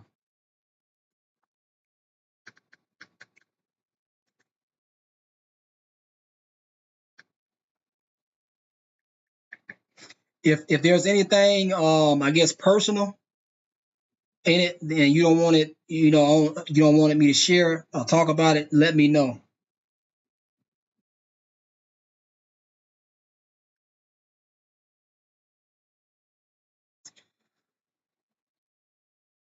Are you going to tell us about that YouTuber you're helping? Yeah, I do want to talk about it. I don't want to, well, without saying too much, because the case is still being litigated right now, and I don't want one of my subscribers, or somebody might be a police officer in that area or something like that, and he may go and tell or something like that. So without saying too much, if this judge does what she or he is supposed, I think it's a man. If the judge does what he's supposed to do, this case is winnable. Like, it's very strong because we literally have them on video admitting that they cannot charge him with what they're going to charge him with, but they're going to do it anyway. I'd rather do it over a consultation or a Zoom call with you if possible, just to pick your brain and get some ideas. You can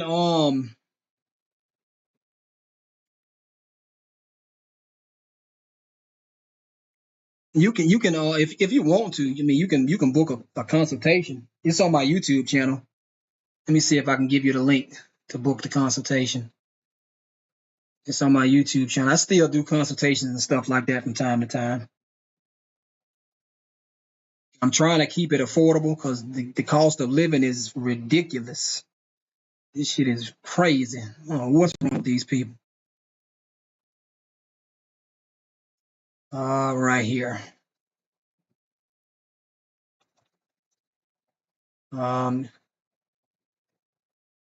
Close that. I'm gonna post a link for you right here in the chat. You can go there and book a consultation, get a Zoom. But yeah, they're on video admitting that they can't charge him with what they're gonna charge him with, but they're gonna charge him with anyway. And then that particular charge was thrown out along with another charge, but he got charged with some other charges. I think he got charged with like 5 or 7 charges, and 2 of them they threw out. One of the 2 that they threw out was the entire basis for the stop anyway. And I filed a motion to suppress on that thing and everything, man, because they violated his due process rights. They didn't have proper cause for the stop and all that. His attorney, he had an attorney with him. He got a court-appointed attorney, right? And he tells me his attorney tells the judge that he's reviewed the evidence and he doesn't see anything that warrants suppression of the state's evidence. He said, what? I said, he's not supposed to say no shit like that. But that's what he said. And I'm telling you right now, it is clear as day on that video. Clear as day. Clear as day.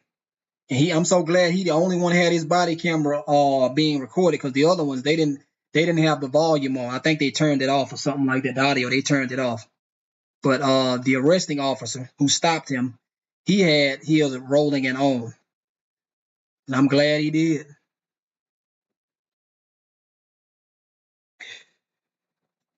Let me see. But yeah, I use case.law. This is where you can go and get a lot of your cases from, your old cases. You can get them from here. And I use Case Mine. And you go back, they got very old cases on here. Very old. I think I've seen cases all the way back to maybe the 15 or the 1600s on this website. This is very good.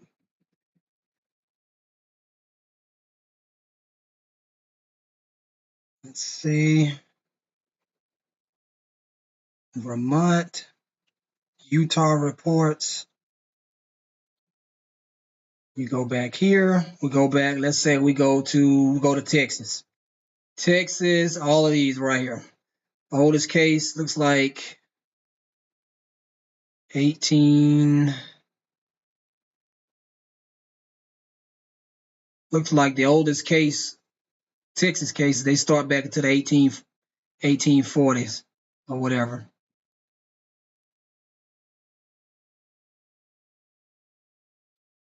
Oh boy. Tribal jurisdictions. Let me go back, check the streams. You're welcome, Mr. T. All right. Let me see. Anybody else got any case questions or whatever? I'll stay a little longer if y'all want me to review a case or something like that.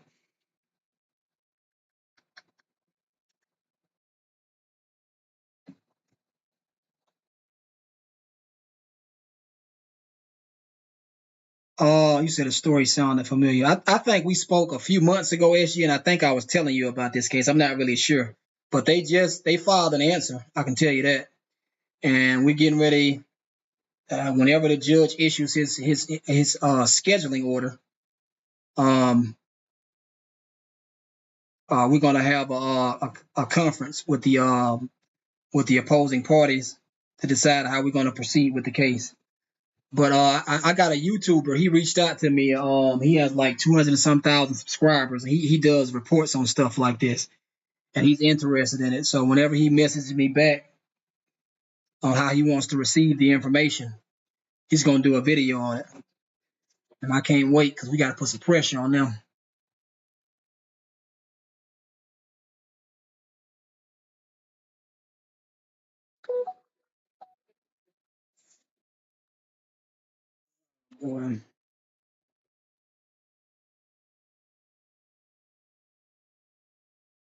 Also, well, let me go here. If y'all want to, like some of the cases on my YouTube channel, like y'all probably won't be able to see it, but I can go back all the way back to when I first started posting on here. It may be limited for y'all to go back and see, but I can go back. So if y'all see a case on here, or if y'all saw a case on here that y'all want, like the case citation, and y'all want to read it, let me know and I'll see if I can find it, because I post a lot of case law on here, a whole lot. I'm trying to, like this one right here. When I says, believe it or not, I've seen the term sovereign citizen used in an old case before it became what it is today, and I have. I think it was an Illinois case. I'm not really sure, but it was used in a positive manner. I posted it on my YouTube channel months ago. The justice in that case clearly said that citizens are sovereign. He really did. He damn sure did. And I asked people would they like me to share it again. I did. Let me see if I shared it. Some of y'all might want to see it. I don't really know. But I know I shared it again.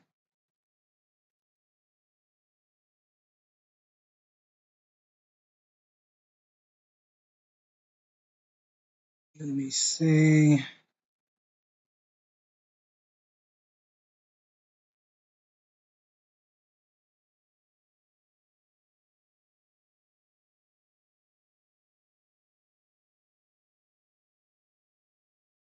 Where is it?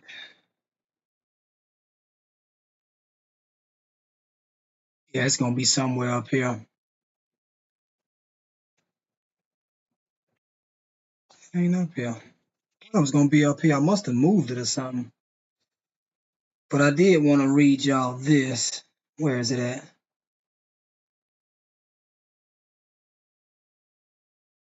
Federal courts.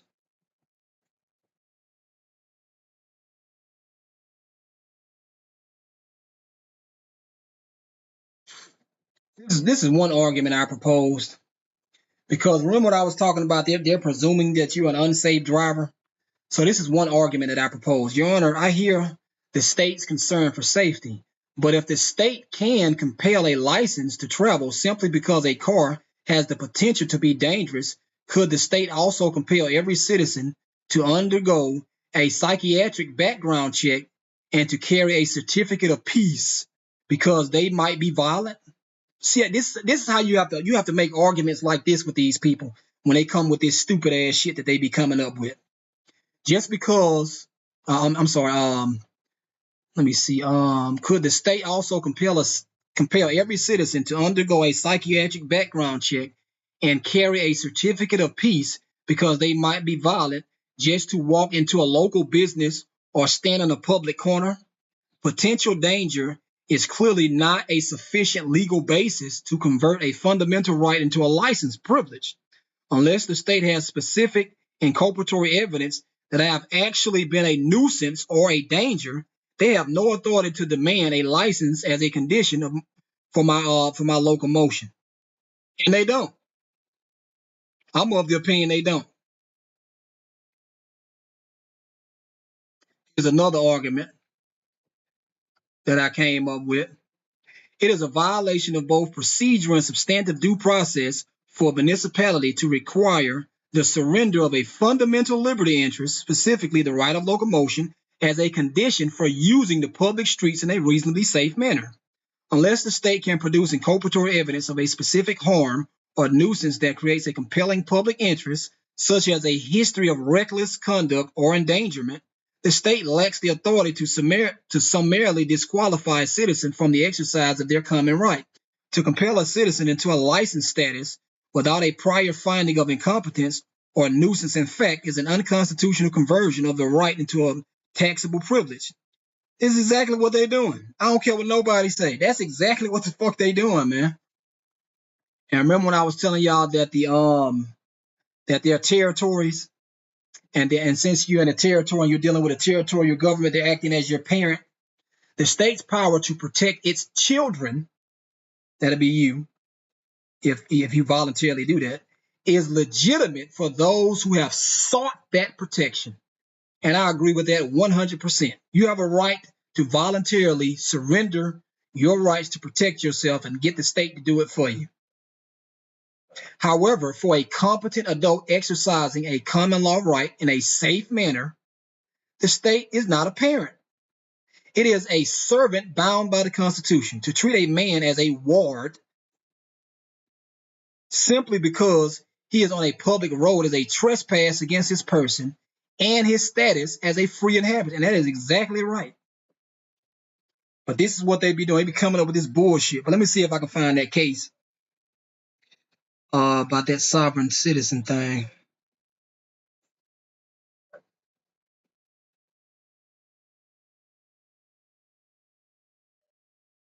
I know I shared it on here.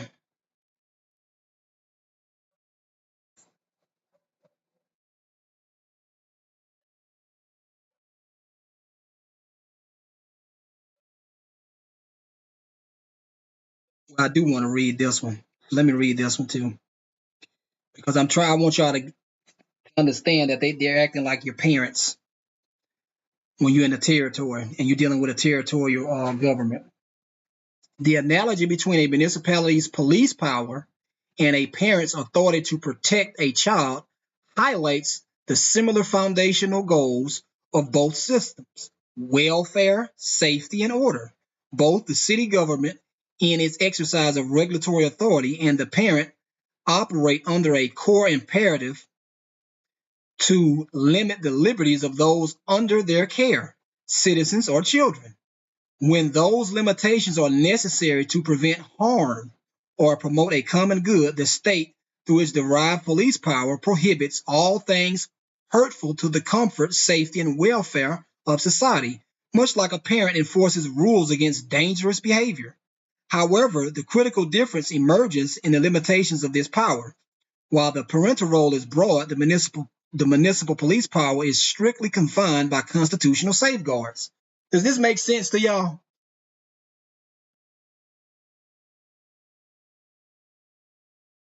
Similar to parents portray or wards of the state. Can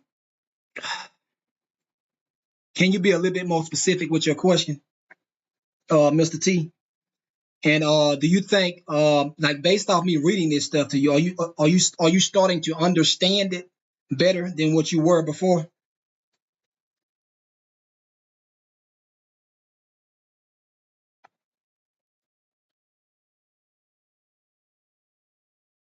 Okay, here it is right here. Here's the sovereign citizen reference I mentioned a while ago. So here it is right here. Let me see, is this an Illinois case? I think it's an Illinois case. Yeah, it is. From 1923. City of Chicago versus Turbine. Here's the case citation right here. All right. So here it is right here. The government consists of associated persons representing the sovereign who make, interpret, and enforce the laws. The American system of government is founded upon the fundamental principle that the citizen is the fountain of all authority. Under our system, this sovereign citizen has conferred certain authority upon its servants, officers of the law, commissioned for a fixed time to discharge. I just want y'all to see this sovereign citizen thing, because this is what they're saying. 1923.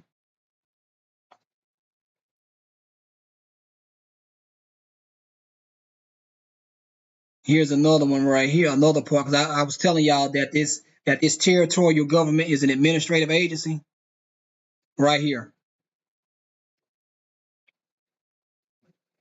Here's another one, Brown versus Chicago. The city is but an agency of the state and governs within its sphere for the state. The government exercised by the city is exercised as an agency of the whole public and for the people of the state. Now, there's another one. They explicitly say that it is an administrative, if I'm not mistaken, they explicitly say that it is an administrative agency of Congress, something like that. Let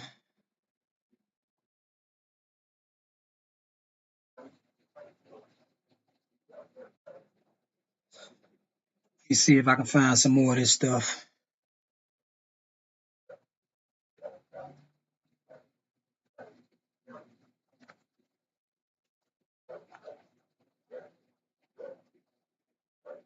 This is good too, by the way, y'all. Right here, right here, where it says protection to person and property is the duty of government. That's what they're supposed to do. And a government which knowingly and persistently denies or withholds from the governed such protections, when within its power, releases them from the obligation of obedience. I don't care that this says the Constitution of the state of Georgia. I don't care about that. That is a principle of law. That's an equity principle right there. How you gonna hold me to the letter, to every letter within our agreement, and you not doing it? You can't do that shit. That's what they're doing. Let's go down. Man, I got some good stuff on here, boy. Some real good stuff. I started studying this stuff, and I just started making reasonable conclusions. Like this one right here, the scope of the right is determined by the status or capacity of the one that the right is attached. Your status that determines the scope of your right. The scope of the law is determined by the status or the capacity of the one establishing the law.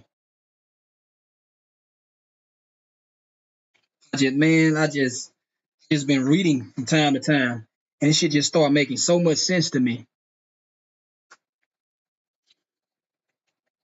Let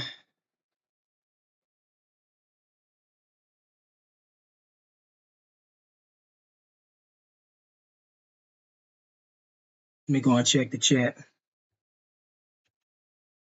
All right, haven't seen anything yet. I'm still going down because there was something else. I got to see if I can find it because I wanted y'all to see it, and I want y'all to know what you're dealing with, man. I'm gonna give y'all the case citation so y'all can go and read it for yourself. Excuse me.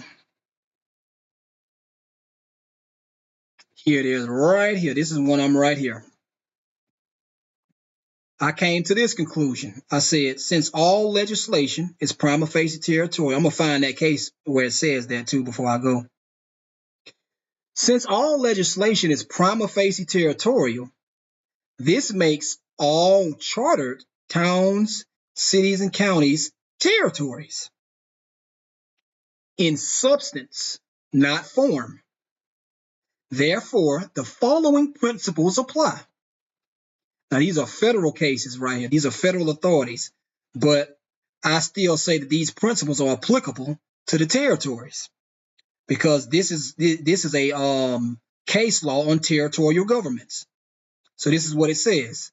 The powers vested in territorial governments are distinct from the powers of the national government.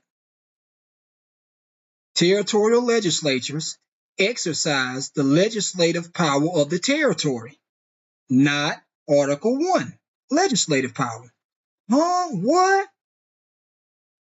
Territorial officials exercise the executive power of the territory, not Article 2, executive power. What? And territorial courts exercise the judicial power of the territory, not the judicial power of the United States under Article 3. What?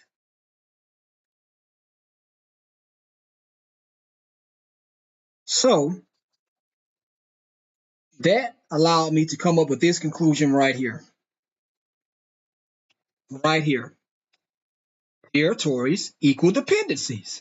This is where colorable law, colorable courts, money, rights, and parties reside. The democracy is located in the territories. The republic is not. Let me go back down to where I was. Does that make sense to y'all? And then I go on to say, based on this analysis, you can reasonably conclude that chartered towns, cities, and counties are administrative agencies, because that is exactly what they are. Because administrative agencies exercise legislative power, executive power, and quasi-judicial power. That's what they do.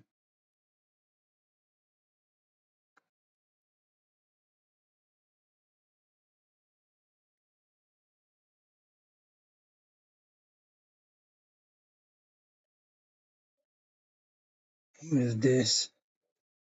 Oh, that was something else. Check the chat again.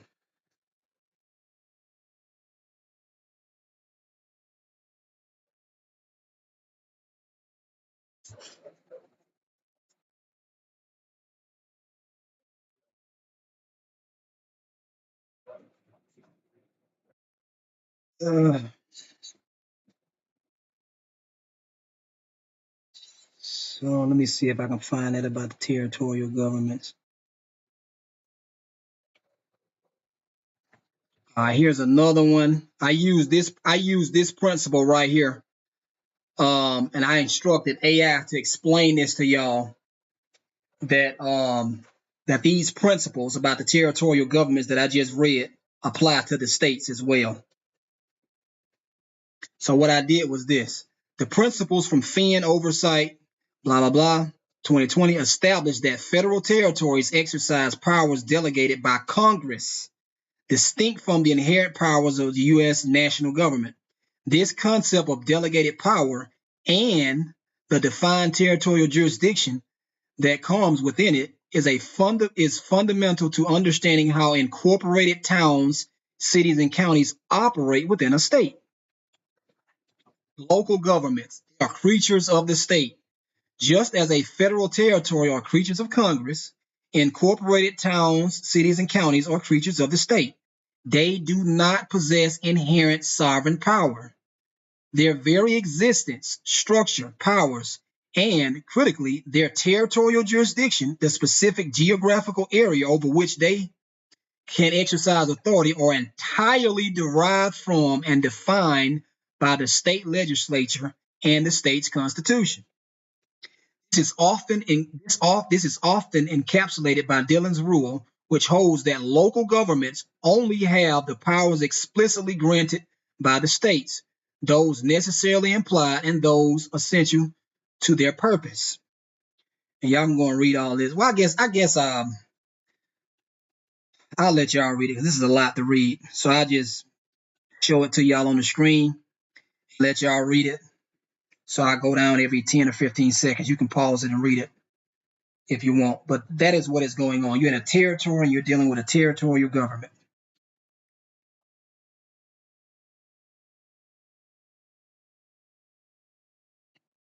I would advise y'all to read this and go and see if you can find your local city charter that they got from the legislature. And you're going to see in that charter that they're going to be designating where the territory starts and where does it ends. And they're going to tell them that they can have a police force. They're going to tell them that they can have a court system. They're going to tell them that they can have a legislature, which is a city council. They're going to tell them they can have an executive department, which is not only the police department, but the mayor's office. They're going to tell them they can have all that stuff. It's a territory.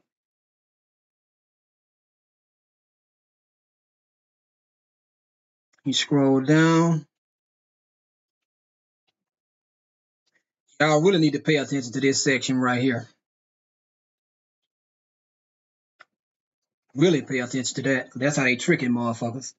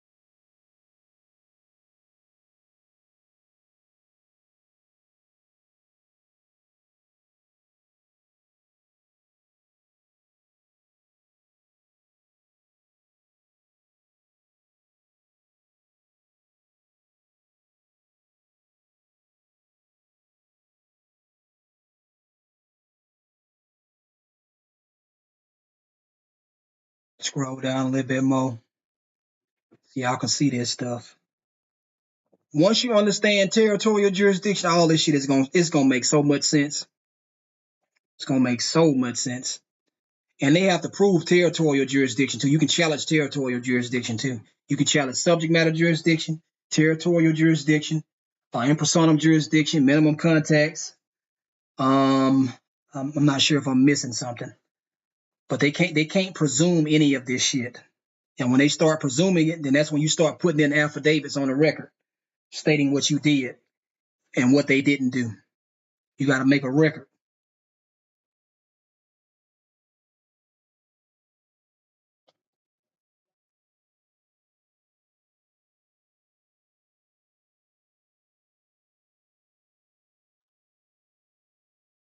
Let me check the chat. Let's see.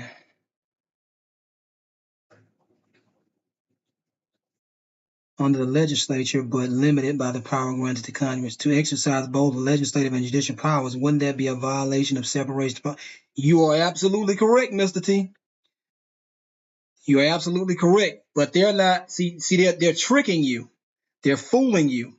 They're not exercising real judicial powers. They're not doing that. What they're exercising, this is what they're exercising right here. When I show you this shit, you're gonna laugh. Well, I did.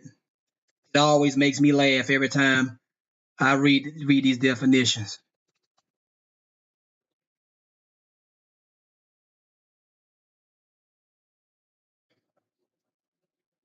Let me see if I can find it.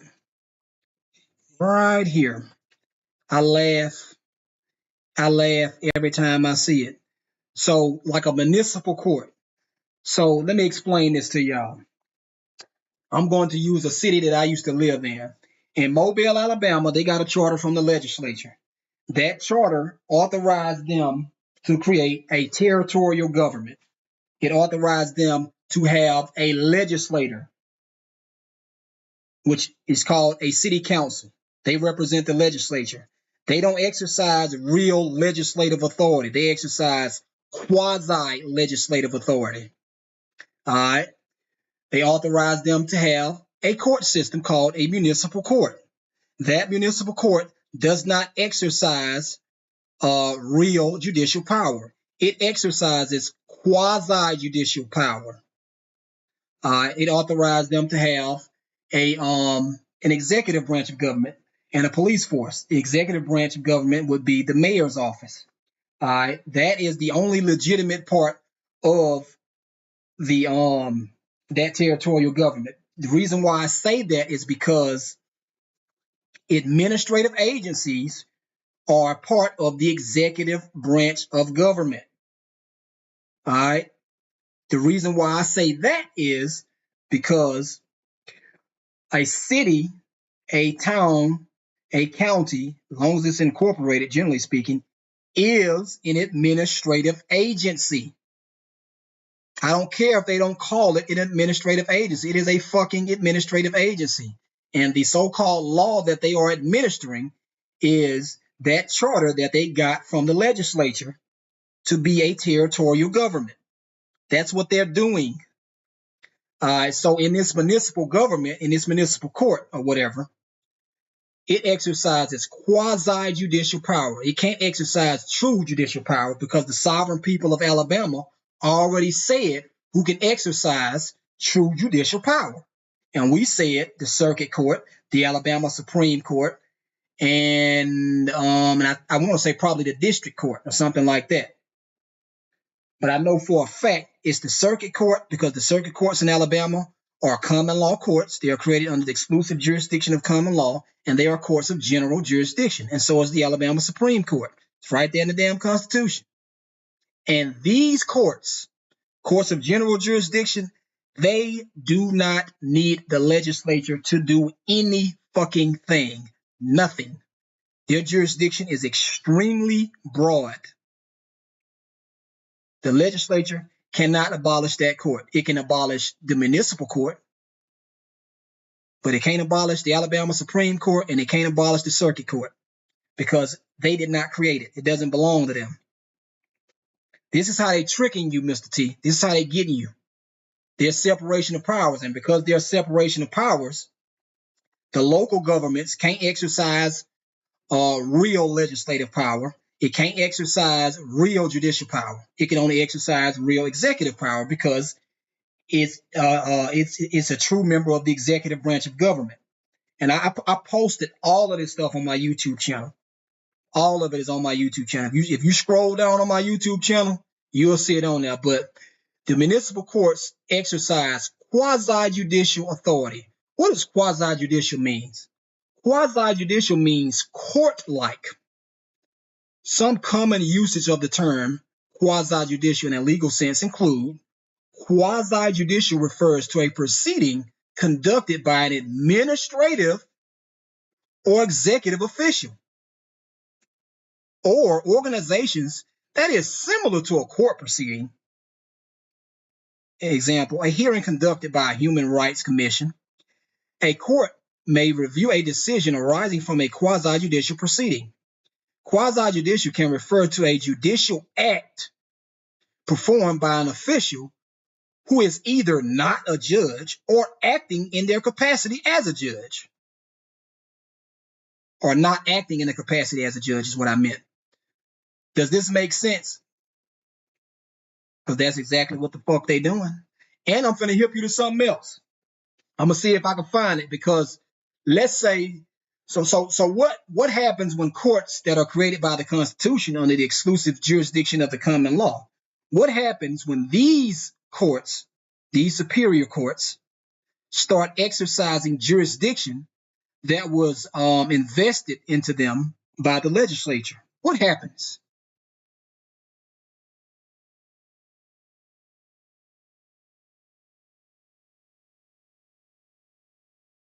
I'm going to show you what happens. I got it on my YouTube channel. I posted it all on my YouTube channel. This is a principle of law. So let me see if I can find it.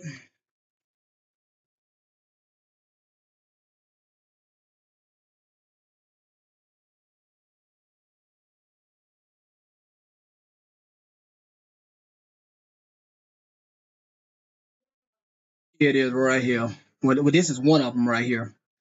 But so what I do, I find cases like this, and I make reasonable conclusions to see if these principles established in these case laws applies to the state. That's what I do. Sometimes I don't even find cases to where it says it applies to the states. I just make reasonable conclusions on it. But here's one right here. A territorial government is entirely the creation of Congress, and its judicial tribunals exert all their powers by authority of the United States. Citations omitted, blah, blah, blah. When a territorial government enacts and enforce criminal laws to govern its inhabitants, it is not acting as an independent political community like a state, but as an agency of the federal government. This is why I tell y'all that these incorporated cities, towns, and counties or whatever, they are administrative agencies of a state. This same principle applies to the states. So when your city council enacts a local ordinance or something like that, or a local criminal law, whatever it is, when they adopt it into their charter or something like that, or when they adopt it into their territory like that, they're acting as an agency of the federal government. Not of the federal government. They're acting as an agency of the state government because they got their charter from the state government. Thus, in a federal territory and the nation, as in a city and a state, there is but one system of government or of laws operating within its limits. City and state or territory and nation are not two separate sovereigns to whom the citizen owes separate allegiance in a meaningful sense, but one alone. And the dual sovereignty concept, blah, blah, blah. Y'all can go and read that if y'all want. All right, but let me show you these cases that that tells you what happens when a real court, a court of general jurisdiction, aka a superior court that was created by the sovereign people of a state. Let me show you what happens when they start exercising jurisdiction under a statute, which is another jurisdiction, by the way. That's a legislative jurisdiction. And I just told you, remember, that these particular courts, these superior courts, do not need the legislature to do any fucking thing.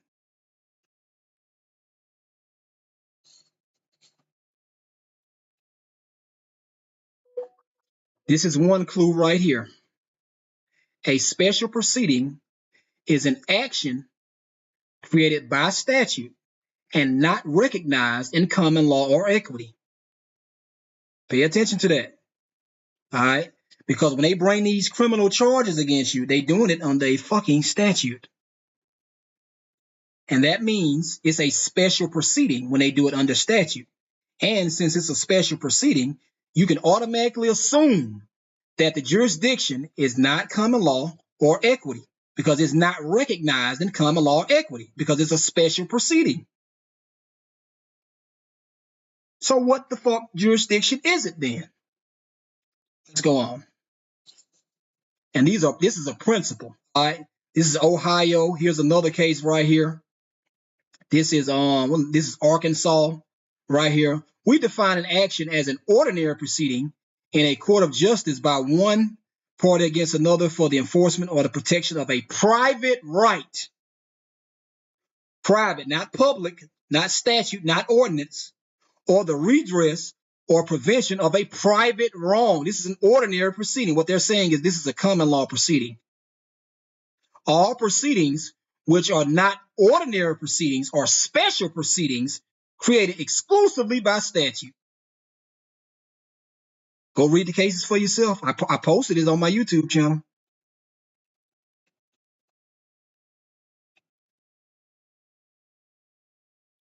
So let me go down.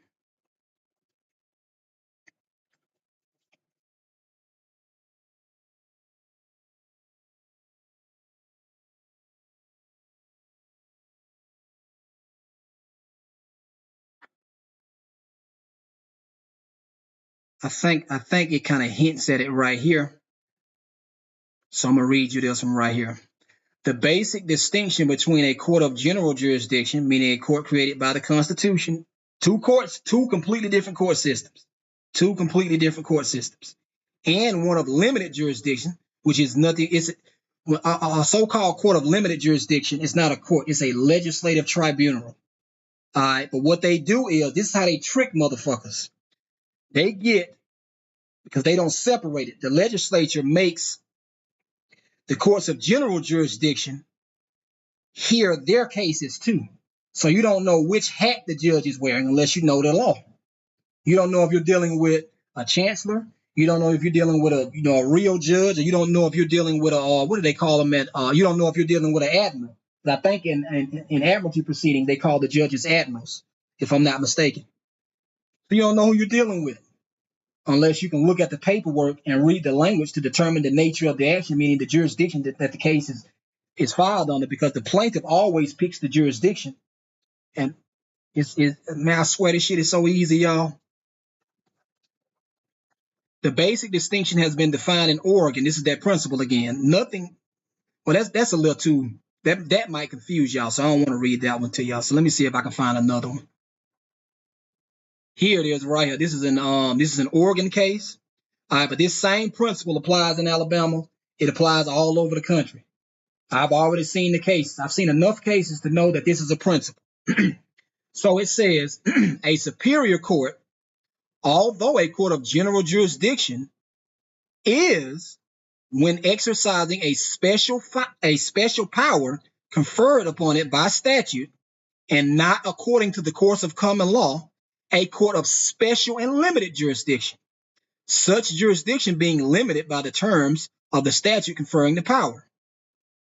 At common law, the circular courts had no jurisdiction to take cognizance of suits for divorce, blah, blah, blah, because you couldn't get a divorce at common law or equity, if I'm not mistaken. Jurisdiction of such cases in the United States is strictly of statutory origin. So they're saying once a court that was created by the common law, once a court that is created by the Constitution, by, let's say, the sovereign people of West Virginia, starts exercising jurisdiction conferred on it by statute from the legislature, they're saying that that court is no longer a court of general jurisdiction. They're saying that it is no longer a constitutional court as long as it's exercising jurisdiction under statute. They're saying it is a court. They're saying what they're basically saying is that it is a court. It's not a court, I'm sorry. What they're basically saying is that it is a legislative tribunal. And since it is a legislative tribunal, it doesn't have broad judicial authority anymore and broad jurisdiction anymore. And it doesn't have judicial power anymore. It has quasi-judicial power. They're merging these two different jurisdictions together. They're trying to trick you, man. That's what they're doing. And that shit been working. But it don't work on me. I done figured this shit out. Here's another case right here. This is Missouri. It's the same principle. I want y'all to see that this is a principle.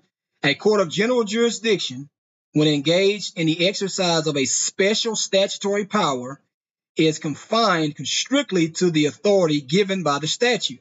And a court of general jurisdiction, when exercising a special statutory power, is a court of limited jurisdiction. When a court of general jurisdiction is engaged in the exercise of a special statutory power, that court's jurisdiction is limited by the statutory power. So let me see if this is making sense to y'all.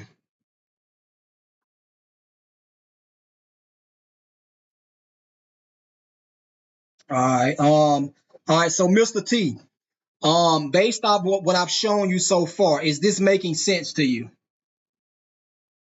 And are you understanding it a lot better now?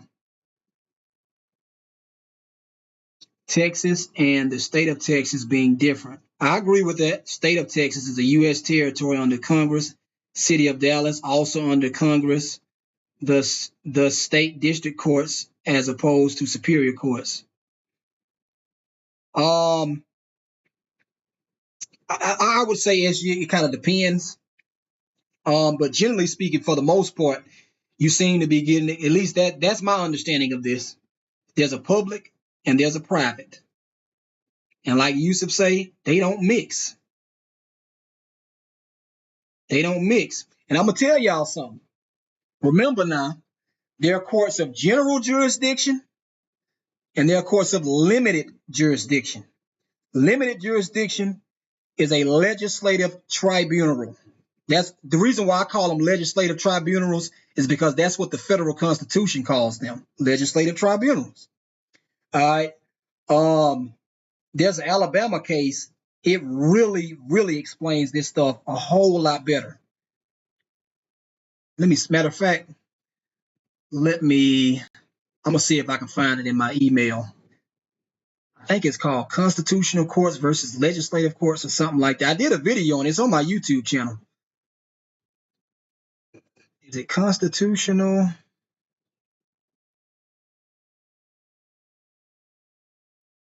courts versus legislative? I don't know which one it is. I'm finna see. I don't know which one it is.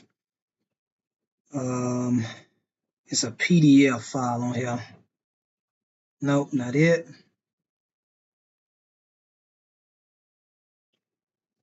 I probably typed it backwards. It might be legislative courts versus constitutional courts or something like that. Let me see.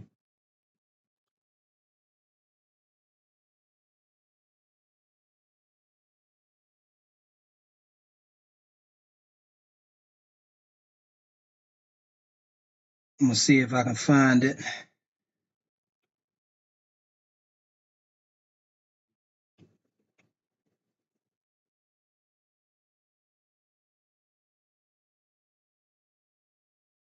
Right here. Bingo. Here we go, right here. All right. Let's see if I can explain it to you. All right. So what I'm gonna be doing, Mr. T, is I'm going to be reading these Alabama cases to you. These are principles now, so you can apply it to your state too as well. Generally speaking.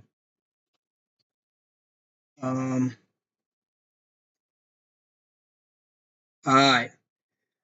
So I'm going to start right here. But aside from this objection to petitioner's claim, the courts of this state are not only divided into courts superior and inferior, they are of different characters. Some are established by the Constitution itself, that is, by the people. They do not depend on legislative enactment for existence. That means they can do damn near anything as long as it's within the bounds of the law. They are created at the same time and in the same way with the legislature itself. They are of the same grade in the sovereign power. They are a constituent branch of the government itself. The government under the Constitution is not complete without them. All right, but the government under the Constitution is complete without legislative courts because you don't need them, because the courts of general jurisdiction have extremely broad jurisdiction. You don't even need legislative courts. But anyway, these are the Senate sitting as a court of impeachment, the Supreme Court, the circuit courts, the chancery courts, and the courts of probate. Now, this is an old case, right? Because this is the Constitution for Alabama by 1867. We have a new Constitution now. But these principles still apply. The circuit court, the Supreme Court, we don't have a chancery court no more. They merged the chancery court into the circuit court because the circuit court is a court of general jurisdiction. So what I mean by a court of general jurisdiction, if a court is created under the exclusive jurisdiction of common law, and it's a superior court, aka a court of general jurisdiction, it has common law jurisdiction. It has equity jurisdiction. It has admiralty jurisdiction, and it has maritime jurisdiction. That's what I mean when I say it has extreme broad jurisdiction. It has all of these jurisdictions. So meaning that one circuit judge, he can wear multiple hats. So if you want to file a common law action, I know how to do it. The shit is easy. If you want to file an equity, a bill in equity, you can do that. At common law, they call it a declaration. It's a complaint. It's the same damn thing. In equity, they call it a bill in equity, but it's a complaint. It's the same thing. In admiralty, they call it a libel, but it's a complaint. It's the same damn thing. It's the same shit. They just changing the words and shit, but it's the same shit. So if it's the same, that means all the principles apply to it. It's the same shit. But anyway, these courts do not owe their existence to the legislative power, and the legislature cannot dispense with them or abolish them. They are emphatically the people's courts. These are our courts. Why are you in a legislative court and expecting them to adjudicate private rights? They're only going to adjudicate public rights. But anyway, and they proceed directly from the sovereign will. The sovereign will of who? The sovereign will of the people. They constitute a coordinate and independent department of the government. And there is no other department of the government that can abolish them. The people alone, in whom is the ultimate sovereign power, can do this. That means right now today, if the sovereign people of Alabama collectively come together and say, look, man, we don't give a fuck what these other courts out here doing. We're going to get rid of qualified immunity. We're going to get rid of judicial immunity. But we know that there are some good, we know that there are some good judges out here, so we're going to qualify this judicial immunity. We're going to list qualifications in our Constitution because you motherfuckers, you think you can do whatever the fuck you want. So we're going to list the qualifications that we think are needed for you to be qualified and immune from civil prosecution. They can do that whenever the fuck they want. They don't have to wait every 6 years like the Constitution says. They don't have to do that because the Constitution does not apply to them. It does not say what they can and cannot do. It says what the government can and cannot do. They don't have to wait. And this applies everywhere. Nobody in this country has to wait, except probably the people in the District of Columbia. The Constitution does not belong to the government. It belongs to the sovereign people of these particular states. But anyway, the people alone in who is the ultimate sovereign power can do this. They are each in their way constitutional elements of the state sovereignty itself and represented in government. These, and it says, there are other courts called in the Constitution inferior courts of law and equity, which the General Assembly, the legislature, may from time to time establish. These latter courts derive their existence from the legislature enactment. They are creatures of the lawmaking power of the state. Let me go down some more. And this is where I got this case, and this is where I got that citation from right here. You can go and read it for yourself. I already read it. That's the case citation right there. Right here. Inferior courts, aka statutory courts, aka admiralty courts, aka civil law courts. Civil law is just statutes and codes. I found a case.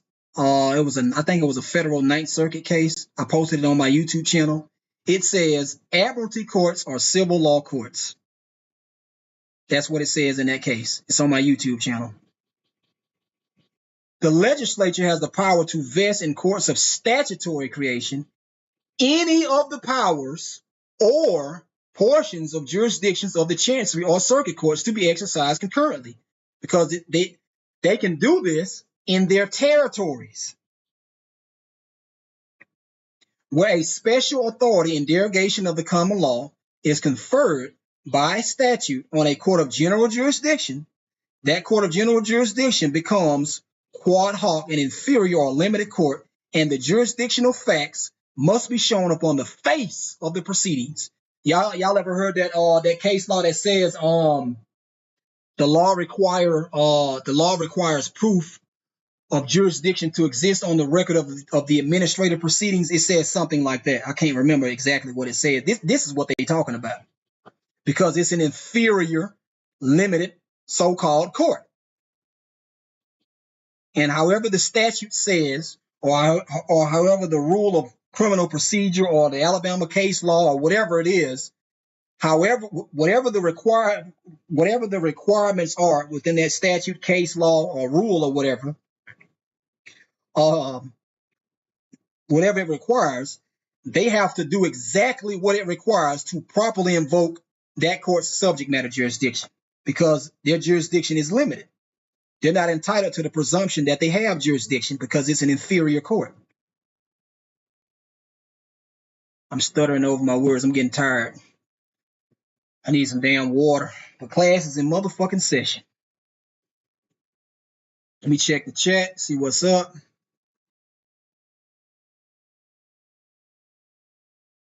Yep, that's right, SG. Courts adjudicating statutes are automatically of limited jurisdiction. Yeah, that's right. Damn sure is making a lot of sense. AM jurisprudence has good info on types of jurisdiction. Yep. Mr. T says, so if legislative courts are concerned with public rights, what type of court actions in which courts are private rights adjudicated? In superior courts, the courts that I'm reading to you right now, these courts, superior courts, aka courts of general jurisdiction. Mr. T, what if you're okay with it, tell me what state you're in, and I'm gonna go and pull up your state constitution and I'm gonna read it to you. What state you in? I'll be right back, y'all.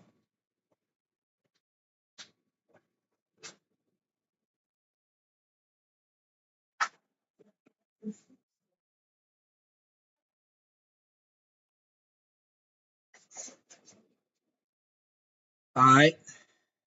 I had to get me some fruit, y'all. I'm hungry. Like, I am fucking hungry. So I get me some fruit. Okay, you say Wisconsin? You did tell me that earlier. My bad. My bad. I'm going to Wisconsin Constitution.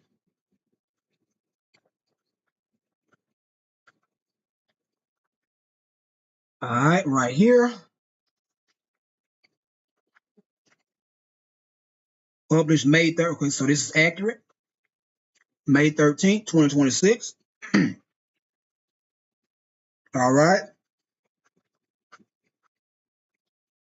So we're going to go to right here, Article 7, Judiciary, right here.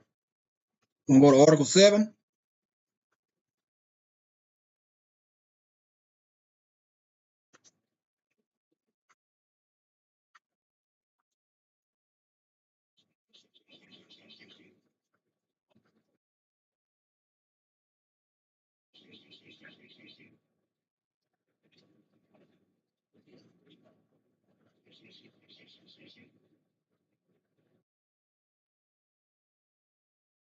I think I passed Article 7. Right here. All right, so let's see.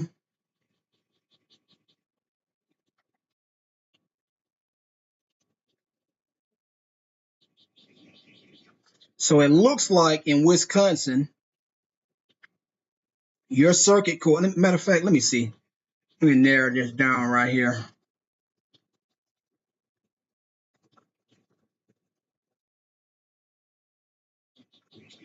Okay. But don't have it. It don't say it. Let me see. And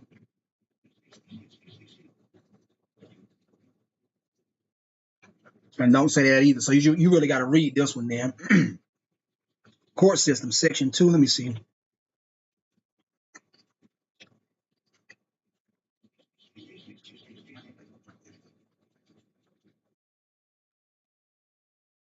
Judicial power of this state shall be vested in a unified court system consisting of one Supreme Court. So this article is creating, it seems like it's creating a Supreme Court, a court of appeals, a circuit court, such trial courts of general uniform statewide jurisdiction as the legislature may. Yeah, these are legislative courts right here.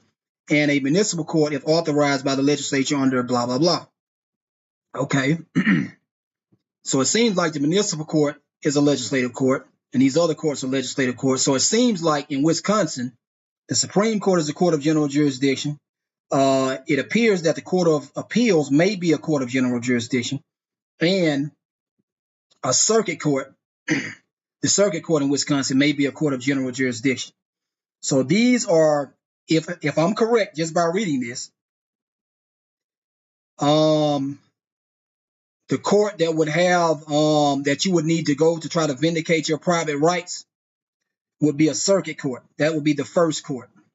It seems like based off what I'm reading, it would be the circuit court. If it's a court of general jurisdiction, then you can apply there first to vindicate your private rights. What you would do is, if you're trying to vindicate a private right or something like that, it sounds like some sort of equity remedy that you would be seeking. You would file a bill of equity. You don't have to cite any statutes because ain't no statutes in equity. There ain't no statutes in common law either. But anyway, you would file a bill in equity, and you would plead facts to show that whoever you're trying to get something against in equity, they violated equity. And you have to make sure your hands are clean, because your ass ain't gonna get no remedy with dirty hands in equity. And then you ask for a remedy that is exclusive to the equity jurisdiction. You have to plead facts to show that they violated equity, and you have to plead an equitable cause of action or remedy, if that makes sense.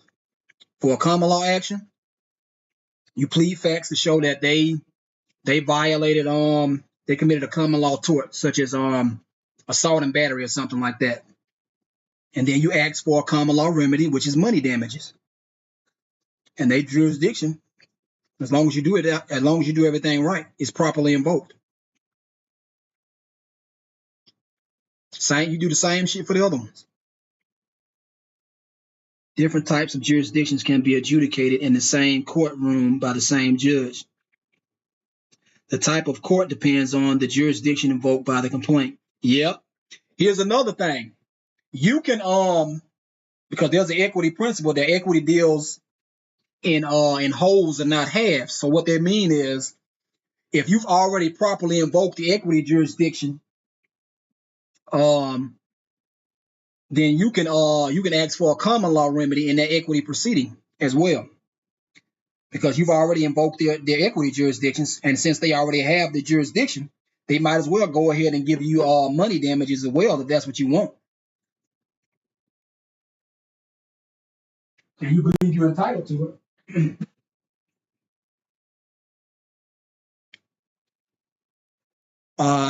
You're welcome, Mr. T. Let me get back to I'm gonna read this document a little bit more, because it's gonna explain to you this common law and its legislative shit. This is another Alabama Supreme Court case. I told y'all gotta go and read these old cases. I'm telling you, that's where it's at. In every constitution of Alabama, there has been a provision for inferior courts. Section 139 Constitution.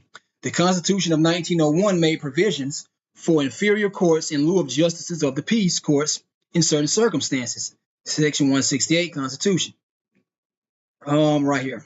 The division of courts recognized that common law was superior, aka courts of general jurisdiction, and inferior, or courts of limited jurisdiction. So, Mr. T, let me ask you this question. When you see, when you find out that you're in a court of limited jurisdiction, does that mean you're in does that mean you're in a superior court or an inferior court? When it's a court of limited jurisdiction, is it an inferior court or is it a superior court?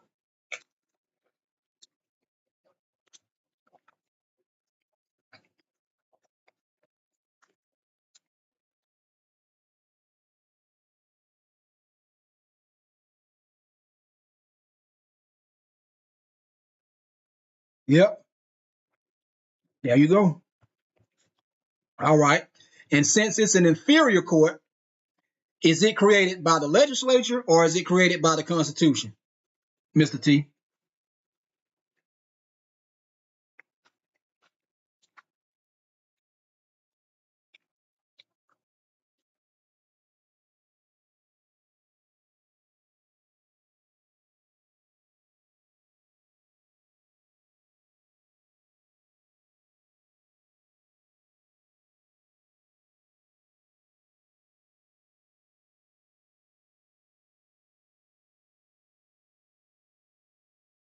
There you go. Making sense now, ain't you? See how they tricked your ass? See how they tricked your ass? Because they sure tricked me. They had me fooled like a motherfucker until I started reading these cases. They damn sure fooled the hell out of me. But you gonna start seeing it now.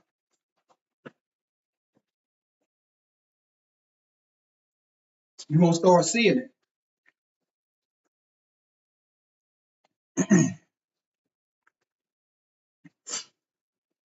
Let me get back to it.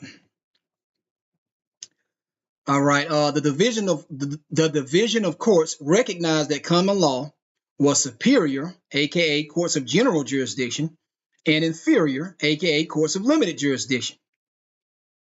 Superior courts derive much of their jurisdiction from the common law. What? Really? And when you see when you see stuff like this bold, when it's bold like that, they're putting emphasis on it. Inferior courts derive their whole existence and jurisdiction from the statutes constituting them. Hence, nothing was intended to be without the jurisdiction of a superior court, whether of appellate or original jurisdiction, except what appeared to be so. And every presumption consistent with the record was indulged in favor of the regularity and validity of their judgments, because their jurisdiction is broad. It's a superior court. While of inferior courts, no intendment was made favorable to their judgment, and a conformity of the law of their creation must have been disclosed by their records. What records are we talking about? We're talking about a goddamn court reporter, or the docket sheet. That's what we're talking about. Court reporter or docket sheet. You gotta prove this shit. You can't ignore the lack of jurisdiction. You don't have no discretion to do that shit.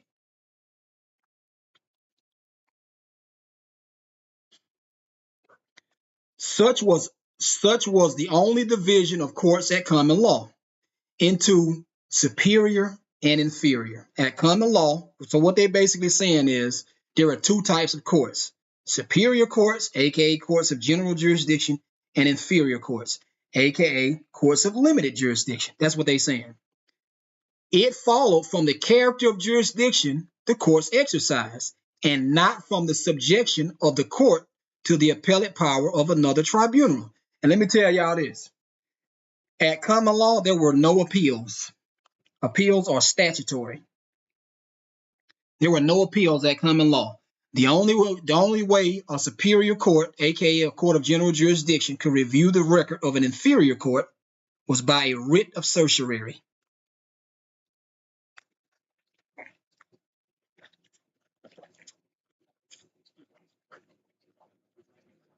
But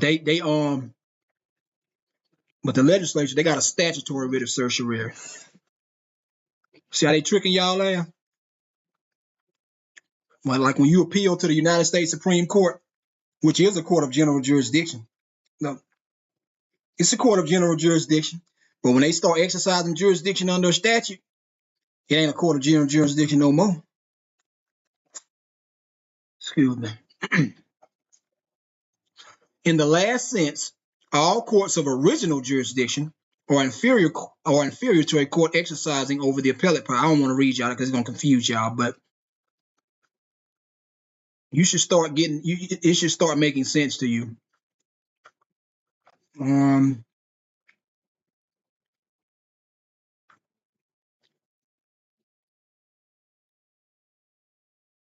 Right here, this is a principle. All these cases, these are all principles. You can go and read them if you want to. All principles. It applies in Wisconsin too, Mr. T. All principles. So, Mr. T, based on reading this right here, applying this principle right here, what you see, when you go, let's say you get charged with resisting arrest or prosecution, you get a copy of the complaint against you, and they're alleging you violated some sort of statute. And so they file a complaint against you in the Circuit Court of Wisconsin. And they do it under a statute. When they do that, based off what you see right here, what does that mean, Mr. T?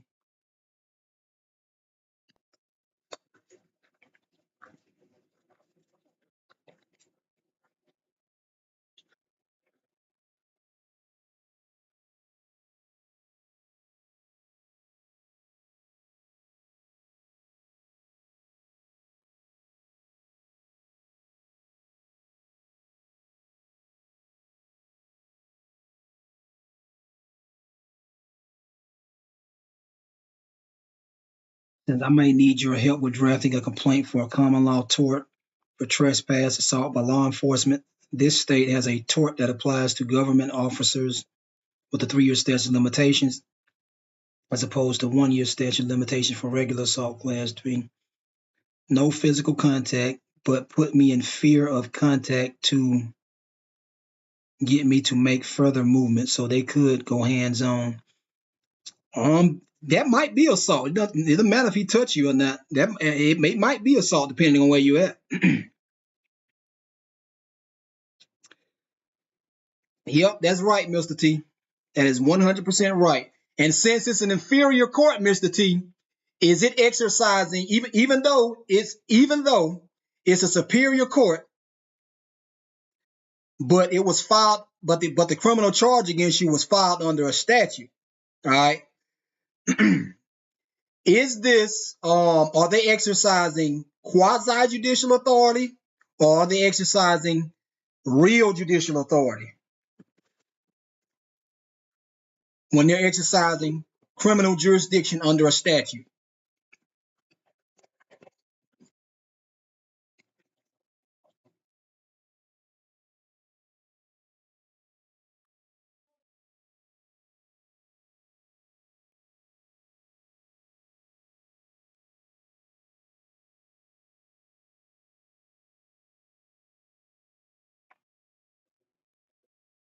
Yep. And the reason for that, Mr. T, is separation of powers. And I got a case on that too. It's Alabama Supreme Court case. Separation of powers. Now, it's not going to be quasi judicial throughout the whole entire process.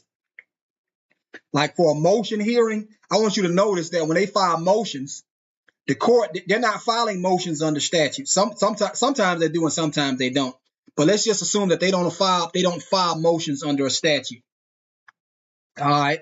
When they do that, the court is exercising its real judicial authority to decide this motion. It's exercising discretion, real judicial authority. So sometimes they'll be wearing a real judicial hat and sometimes they won't. So would any orders resulting from that be void? If you ask me, yeah, but they might, they don't want people to know this shit for real. So you would have to attack the subject matter jurisdiction. You would have to attack the merits of the case, or some other legal insufficient defense that the state has. Like, for example, they can't lie to invoke the court's jurisdiction. That's fraud. You can't benefit from your own wrongdoing. You can't do that. You can't fraudulently invoke the court's subject matter jurisdiction, because that's a goddamn that would allow you to be benefiting from your own wrongdoing. So you can't do that, but they do it. Anytime they come in and make an allegation without a witness or evidence, object to that shit. Lacks foundation.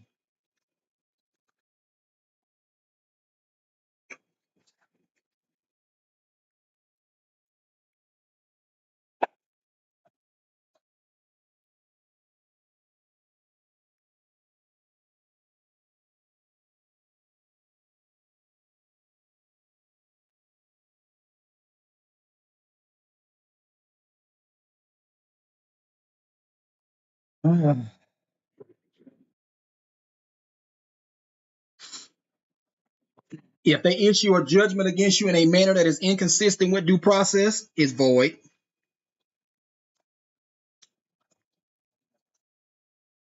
Man, I'm tearing this damn fruit up, y'all. Let me go back here and see if I can find some more stuff.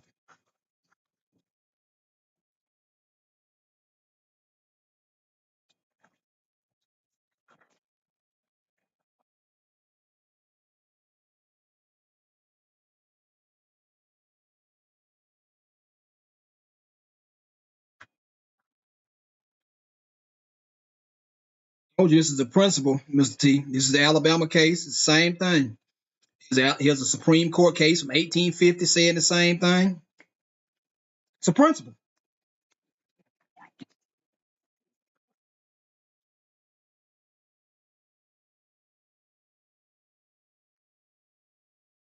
Separation of powers. Territorial jurisdiction.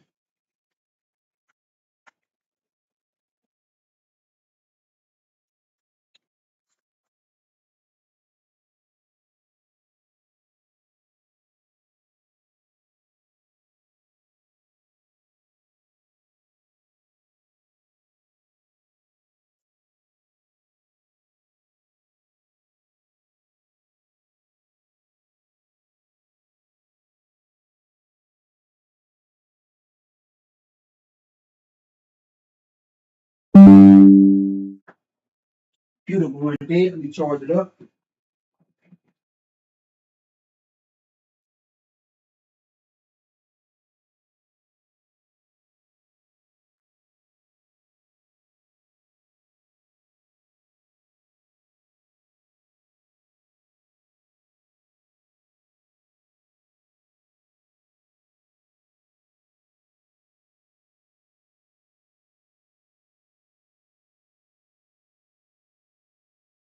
Y'all remember I was telling y'all earlier regarding the right of locomotion that they were getting that the legislature was getting all this like the speed limit type stuff, and you have to drive in a reasonably safe manner and all that stuff on the roads. This is one of these cases, 1964, where they talking about it, and they're not citing any statutes. They're talking about equity and common law. They're applying these principles in that case.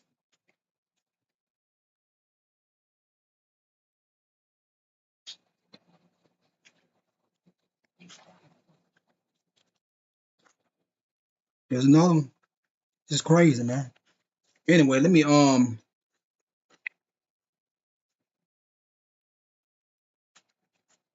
trying to find one thing.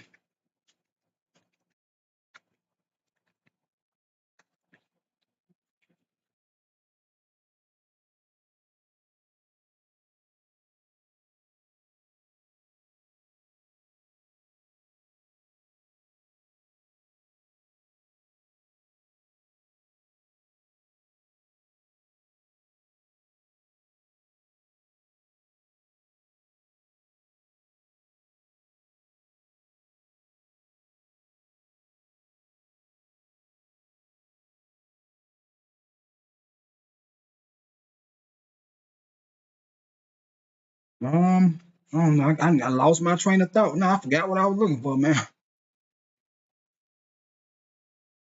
Let me check the chat.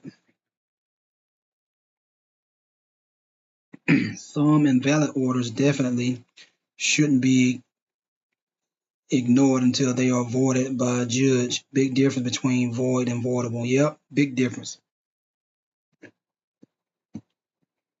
SG, man, I think you be underestimating yourself, SG.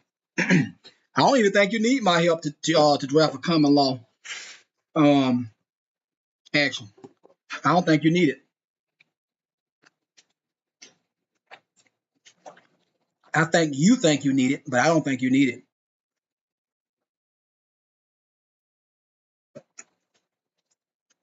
It's very easy.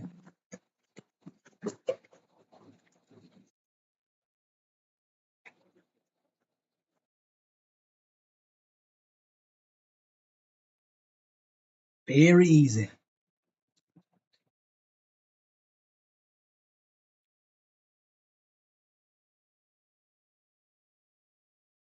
I remember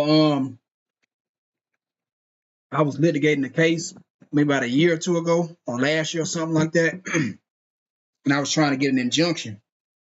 It was in a circuit court in Alabama, and I used the rule to get an injunction. She denied, the judge denied it, but I didn't. My point is, I I was invoking her equity jurisdiction. And I didn't use a statute for it either. I used the rule of procedure. Because the rule of procedure also had the legal standard in to be granted the motion.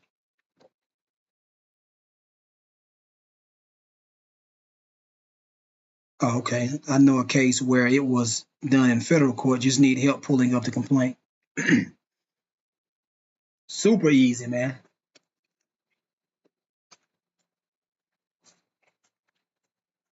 Super easy.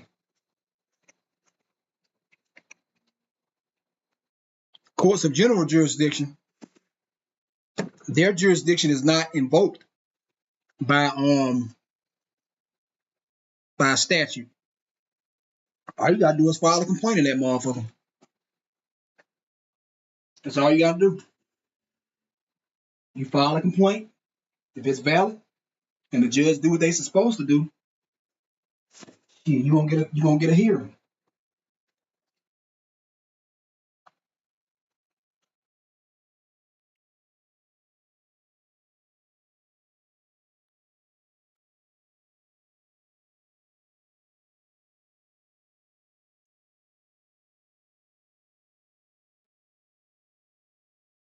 And ate up all my fruit. I gotta stop eating this shit, man. This is what I got for work. I'm been ate all this up.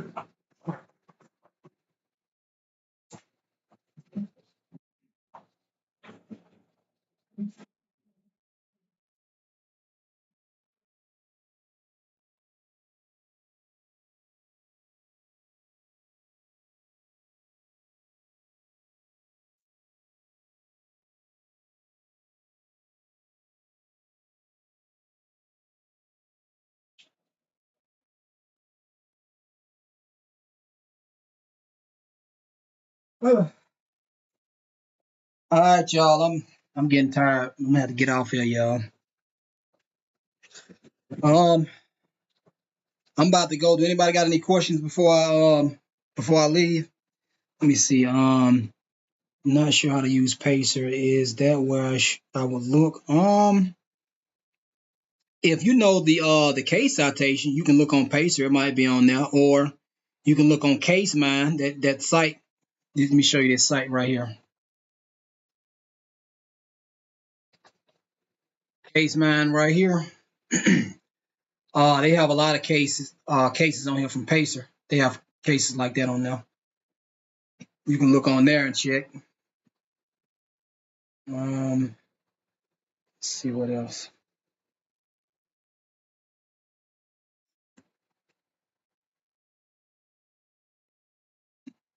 It was a federal 1983 case, but they included a state common law tort. Yeah, that's what they do. So like when you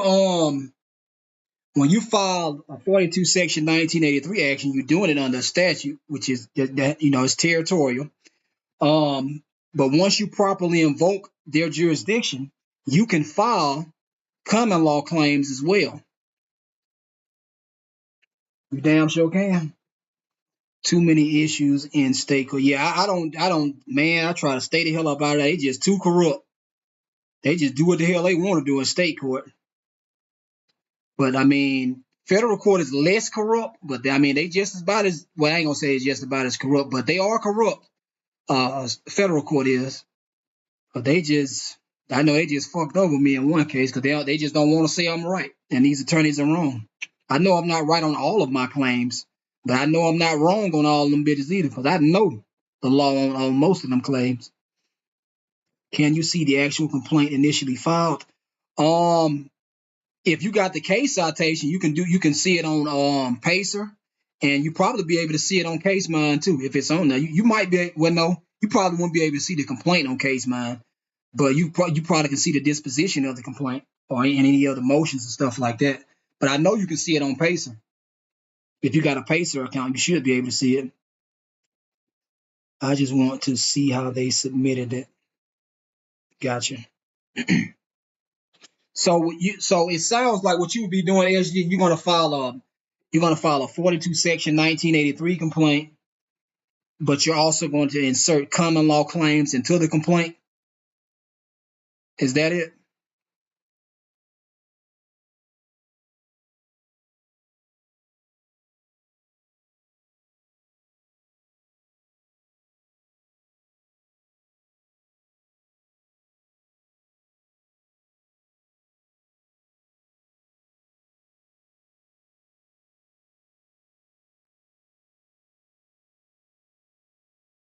Oh, I'm tired.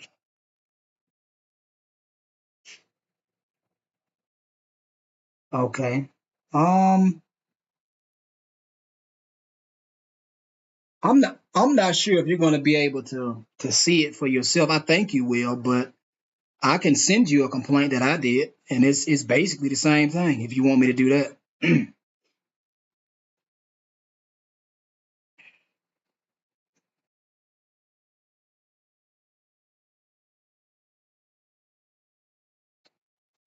Whew, this is exhausting. Man, this is exhausting.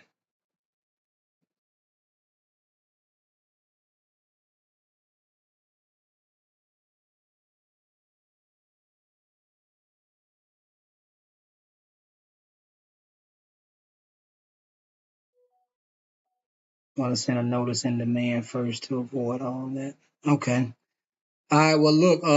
If you decide that you want, I can't even get my words out.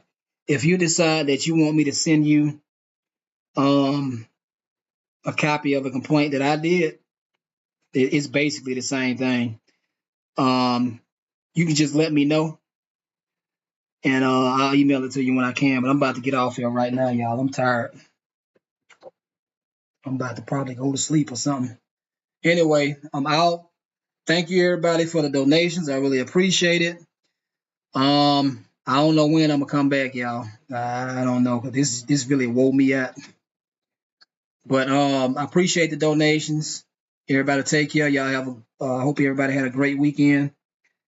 And just keep studying and stay focused and stay motivated.